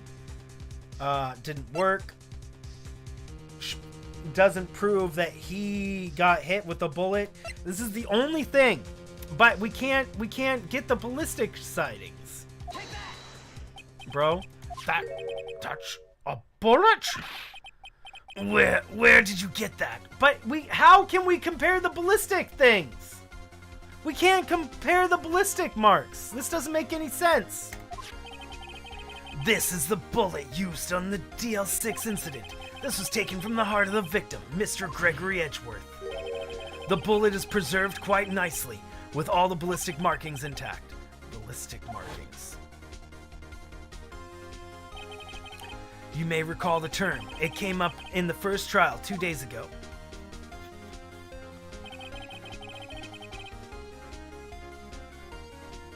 Ballistic markings on the fingerprint of weapon. All bullets fired from a gun with marked unique pattern. By examining the markings, you can tell which weapon fired the bullet. It's quite accurate. So are we just gonna get Mr. Von Karma's gun? We have 2 bullets in our possession. 1 bullet removed from Gregory Edgeworth's heart. The other from Mr. Von Karma. The other, Mr. Von Karma, is the bullet buried in your shoulder. We can analyze both bullets. Then if the markings are matched, we would know that both bullets have been fired from the same gun. The very same pistol. In other words, the murder weapon that killed Gregory. Mr. Von Karma, you will let us remove the bullet from your... What the frick? We're just gonna perform surgery on him inside the thing? We don't have time for surgery.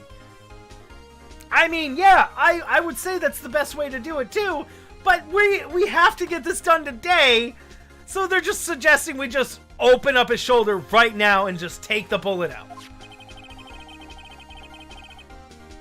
Then we'll compare the ballistic markings to those on this bullet and solve this case once and for all. Well, Mr. Von Karma?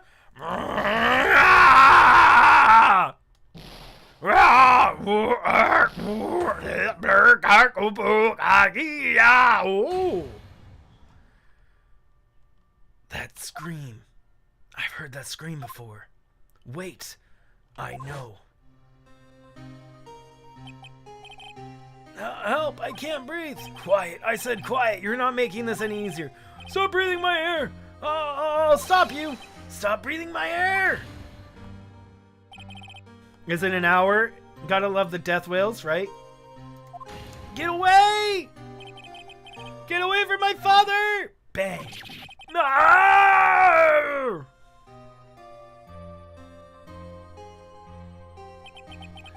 It's that scream I heard in the elevator 15 years ago. Von Karma, it was you who screamed. Von Karma? Edgeworth, only you would identify me! So, it was you. You and your father are my curse. He's banging his head on the wall. Your father shamed me with a penalty on my record, and you left a scar on my shoulder that would never fade. I'll bury you with my bare ancestors! 15 years earlier. Chief Prosecutor, I'm sorry. Von Karma, it's not like you to make this kind of error. I never would have thought Edgeworth would be the one to catch you. I was careless. I'm sorry, but you will have to be penalized. I've covered for you in the past, but not this time. Ha! Edgeworth! It was a shock like none I had ever known. Me, penalized? It took hours for me to regain my composure. Suddenly, I found myself in the darkness. I was in the court records room. Must have wandered in there without thinking where I was going. The room was pitch black. Lights must have gone out. I went in the hall and found my way to the elevator. I pressed the button, nothing happened. Then, there was a noise. I was in pain. Horrible burning pain in my shoulder. And then the lights came back on. The elevator door opened to my eyes. I saw 3 people inside, all lying unconscious from oxygen deprivation. Much to my surprise, a pistol lay at my feet. I knew then it was destiny.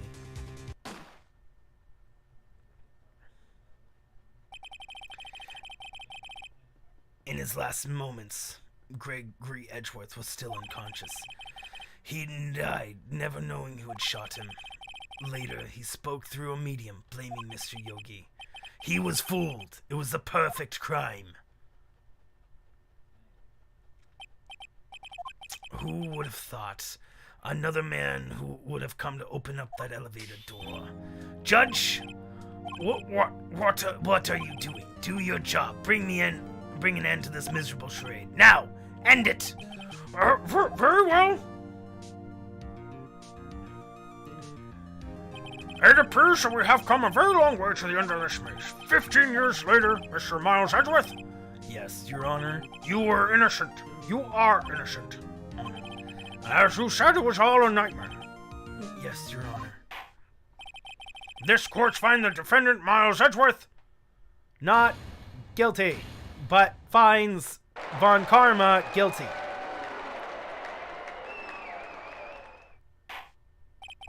That is all. This court is adjourned. What? What? 5:38 p.m. District Court Defendant Lobby. Nick, we did it. We're just gonna let him go? What? We're just gonna let Von Karma go? Did you see his face? Von Karma looked paler than usual. I'd like to look at him when he's in jail! He pretended to be all cool, but inside you crushed him, Nick. Crushed. Dude, I don't care about crush. This man committed a murder and admitted to it. And you guys are just gonna let him go? I gotta say, I'm impressed. It was pretty close, though. I was sure we had it. I know. It's on the verge of tears the whole time. But now, it's all just a good memory. A good memory. This man's father is dead because of this other guy, and they're all like, "Oh, we did it! We got Edgeworth off. The murderer's still free and doing his own thing, but man, we got Edgeworth off. Woo!" So it's finally over. Right. Yeah? I'm not sure how to say this. I know. Try. Thank you. I see. Thank you, Wright. You're welcome. I think you could have done better than that. Sorry, I'm not good at that sort of thing. You got a lot to learn, Edgeworth. She's got you there. Whoop. Amazing, pal. You pulled through just like I thought you would. I'll never forget this. I'll owe you one. And tonight's let's party. Dinner's on me. Yeah, my salary went a bit down this month, but who cares? See, Mr. Edgeworth? You should take a lesson from Detective Gumshoe. That's how you say thank you. I see. Whoop.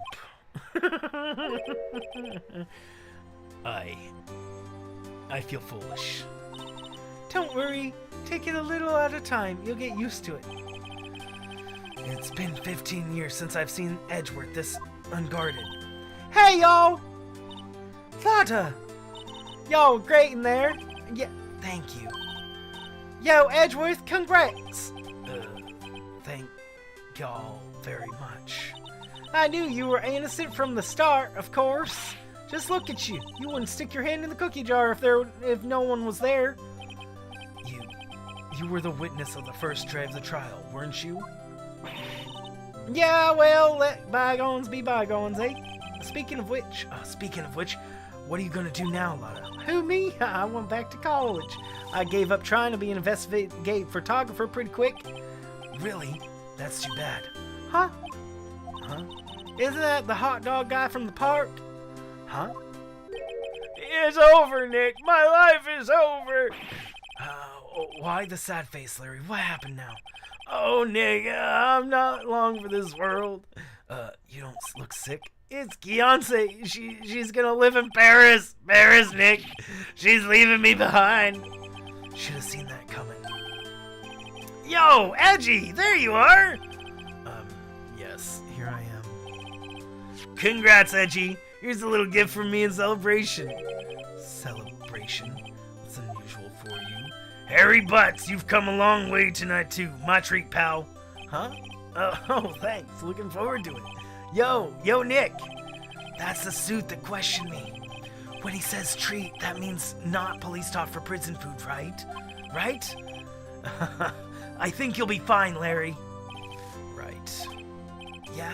What's up? That envelope that Larry gave me, it's got my money in it. Well, yeah, that's not strange. People give money away at celebration. Larry stole the money! Larry stole the $38 the whole time! Oh my word! Larry, of course you did! Of course you did, Larry! Oh my word, of course it was Larry who stole that money. It's $38, right? Huh? What a weird amount. I mean, it's not a little, but it's not a lot either. Huh? $38 exactly? Nick, wasn't that the exact amount of lunch money that was stolen from Mr. Edgeworth in school? $38. No! No! Larry, it was you! What are you so surprised about, right? Huh? Larry was absent the day from school, right? But that doesn't automatically rule him out as a suspect. What? Think back to that day 15 years ago. Larry took the day off, but was bored, so he came into school anyway. He saw the money lying there, and the rest is history. I never was good at history. Edgeworth, you didn't know, did you? I suspected. I just couldn't picture Larry protecting you like he did that day. Yeah, neither could I, bro. Everyone else was saying you did it. The whole class was against you, remember? And yeah, and what's so crappy about Larry is that Larry, the only reason he stood up was because he was offended that they didn't blame him. Can you believe that? The whole class didn't blame Larry, and Larry got offended that he was not the one being blamed by everybody. Bro. Yeah, too well. Man, Larry has got to be one of them. This is a terrible person. Right, you may not know this, but we used to have a saying back in school. When something smells, it's usually the butts. I know. Really right. I'm surprised you didn't figure it out. Well, this is certainly an unexpected turn of events, huh? Edgeworth. You should have told me. Now, Nick, it was 15 years ago. Don't you think the statute of limitations has run out, Mr. Edgeworth? I'd say so, yes. There you have it. Where does that leave me? I became a defensive attorney because of what you two did. Well, you have always been something of an insufferable emotionalist. Yeah, you get worked up too easily, too. Death! This is the death sentence for the both of you! Man, if I'd known, I'd become a prosecutor. The same goes for me. Only the only other way around. For the longest time, I thought that I might have killed my own father. I thought I might be a criminal. I became a prosecutor in part to punish myself. If I had known the truth, I might have become a defense attorney after all. Edgeworth, want to switch, right? Hey, y'all, line up, I'll take a photo. Hey, photo time, let's go. After all that, dinner on me. Detective Gumshoe took us out on the town that night. We celebrated Edgeworth's newfound freedom, even though Edgeworth himself was still in detention. Dude. December 29th, 5:02 a.m. Law offices. Whoa. I went over a little overboard. My head hurts. Still, only 5. Maybe I should go back to sleep. What's this? A letter? Good morning, Nick. You were really impressive yesterday. Seeing you, it made me think about what I'm doing here. I'm a spirit medium, in training, of course. I wanted to help Mr. Edgeworth, too. I wanted to help you, but I couldn't. I was useless. So I've decided to go back to my training. Become a full-fledged spirit medium, for starters. I couldn't say it to your face, so I left this letter. Goodbye, Nick. Oh my word, Maya! Goodbye? What time is it? Gah.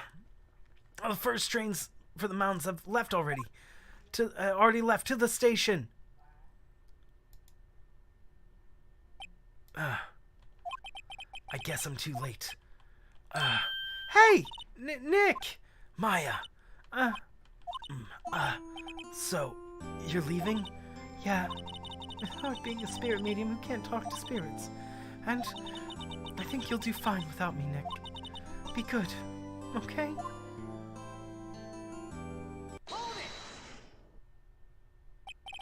Wait! What? I never could have saved Edgeworth without your help. Huh? On the last day of the trial, I heard her. I heard Mia's voice. You heard my sister? Yes. Only her voice, but still. It was at the very end when I thought we'd lost everything. Well, that's my sister for you. Detective Gumshoe helped, Mr. Grossberg, and even Larry. I'm the only one who couldn't help. I was useless, Nick. But you were the one who stopped Von Karma, Maya. Huh? I didn't do anything. All I did was wander around in a daze. Sorry, but I have evidence that helped you. That you helped. Evidence? Show Maya some evidence to cheer her up. Polly? Polly or her mother? Take that! Huh? Sorry, I guess... Uh-oh. It's okay. You don't have to try and cheer me up. But one day I'll come back and be useful, I promise. She was helpful. So, this is it. See you soon, Maya.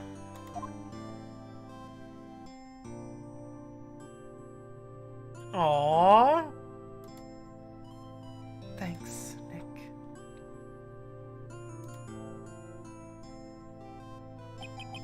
And so my story ends. Time to turn a new page and say goodbye to the novice defense attorney I once was. Now a new story begins, with the same old crazy cast of characters. Ha, don't you think you've graduated yet, amateur? Mr. Wright, perhaps you'd like to rethink that claim? Yes, Your Honor. Uh-oh, I got a bad feeling about this.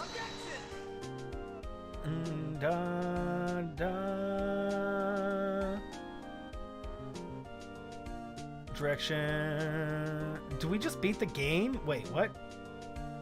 Hey, pal, Mr. Edgeworth came down to the precinct to wish me a happy new year. Talk about pleasant surprise. Ooh, Detective Gumshoe. Hinata? I don't even know what that is. Is that a style? Oh, I didn't say. Kind of like he was embarrassed or something. Strange, huh?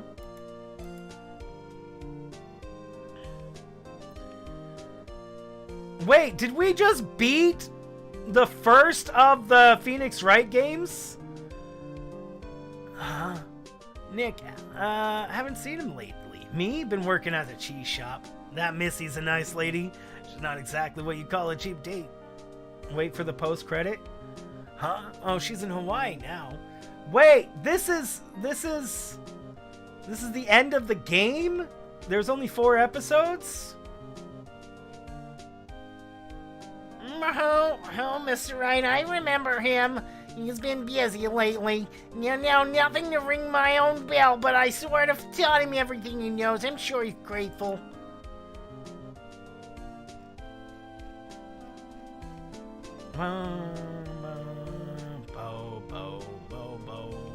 Oh, I need to finish watching it. Phoenix Wright, the defense attorney who I wrote off an affidavit for, yes. You should know I've taken over management of Gatewater Hotel recently. Should you be in the area, please stop by. Ma-be-dee-do, do-dee-do, dee-do, dee-do.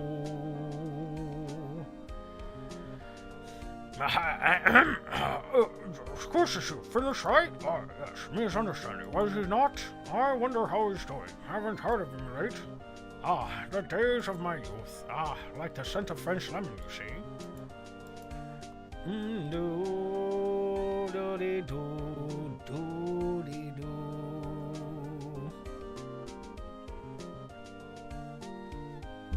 Oh, old bag.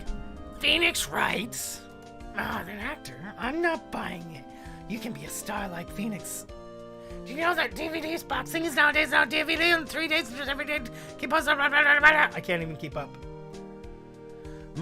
Ba ba be do dee do dee do do dee do.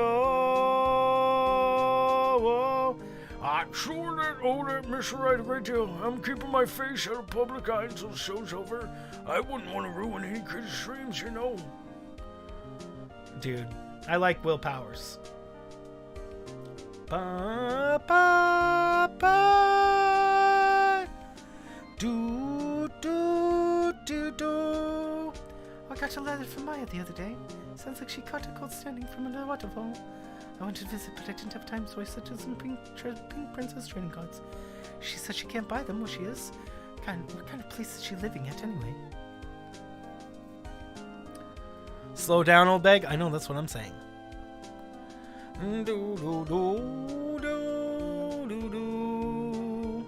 Right? Who's that? You want to talk? Let's talk Pink Princess, alright? But, you know, I snuck in the studio the other day, and I saw her, the one inside the Pink Princess suit. Yeah, what a dog. I was kind of shocked for a boy in my tender age. Because it's Will Powers playing Pink Princess. That's so funny. Yeah, I remember, right? That lawyer guy. Huh? Me? I'm in training to become a paranormal photographer. You know that picture I took of everyone? Well, just behind them in there, there's a ghost. For real. Now that's a talent. I'm gonna be a famous. Make her say that she's gonna be a famous. Do do do do do do.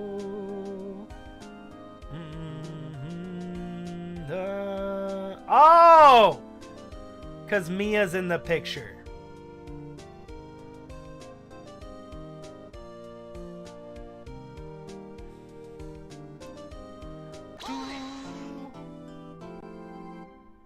Oh, okay. Brand new episode. One more episode for this game. So we will start that tomorrow. I really need to go take a break, go use the restroom. What's up, Nugs? How are you doing? Unfortunately, you're catching us right at the end, but we'll be doing in about an hour. Probably it'll probably start Jared's day a little bit late today because I need to take a break. I need to go eat, use the restroom, all that good stuff, and I also need to go to the store. So we will start Jared's Among Us day a little bit. So guys, we're going to be doing Among Us in probably about an hour and a half for Jarett Parsons day. So let's quickly go and do a raid. I don't even really have time to do credits because I'm running so late. I didn't realize this is going to take so long.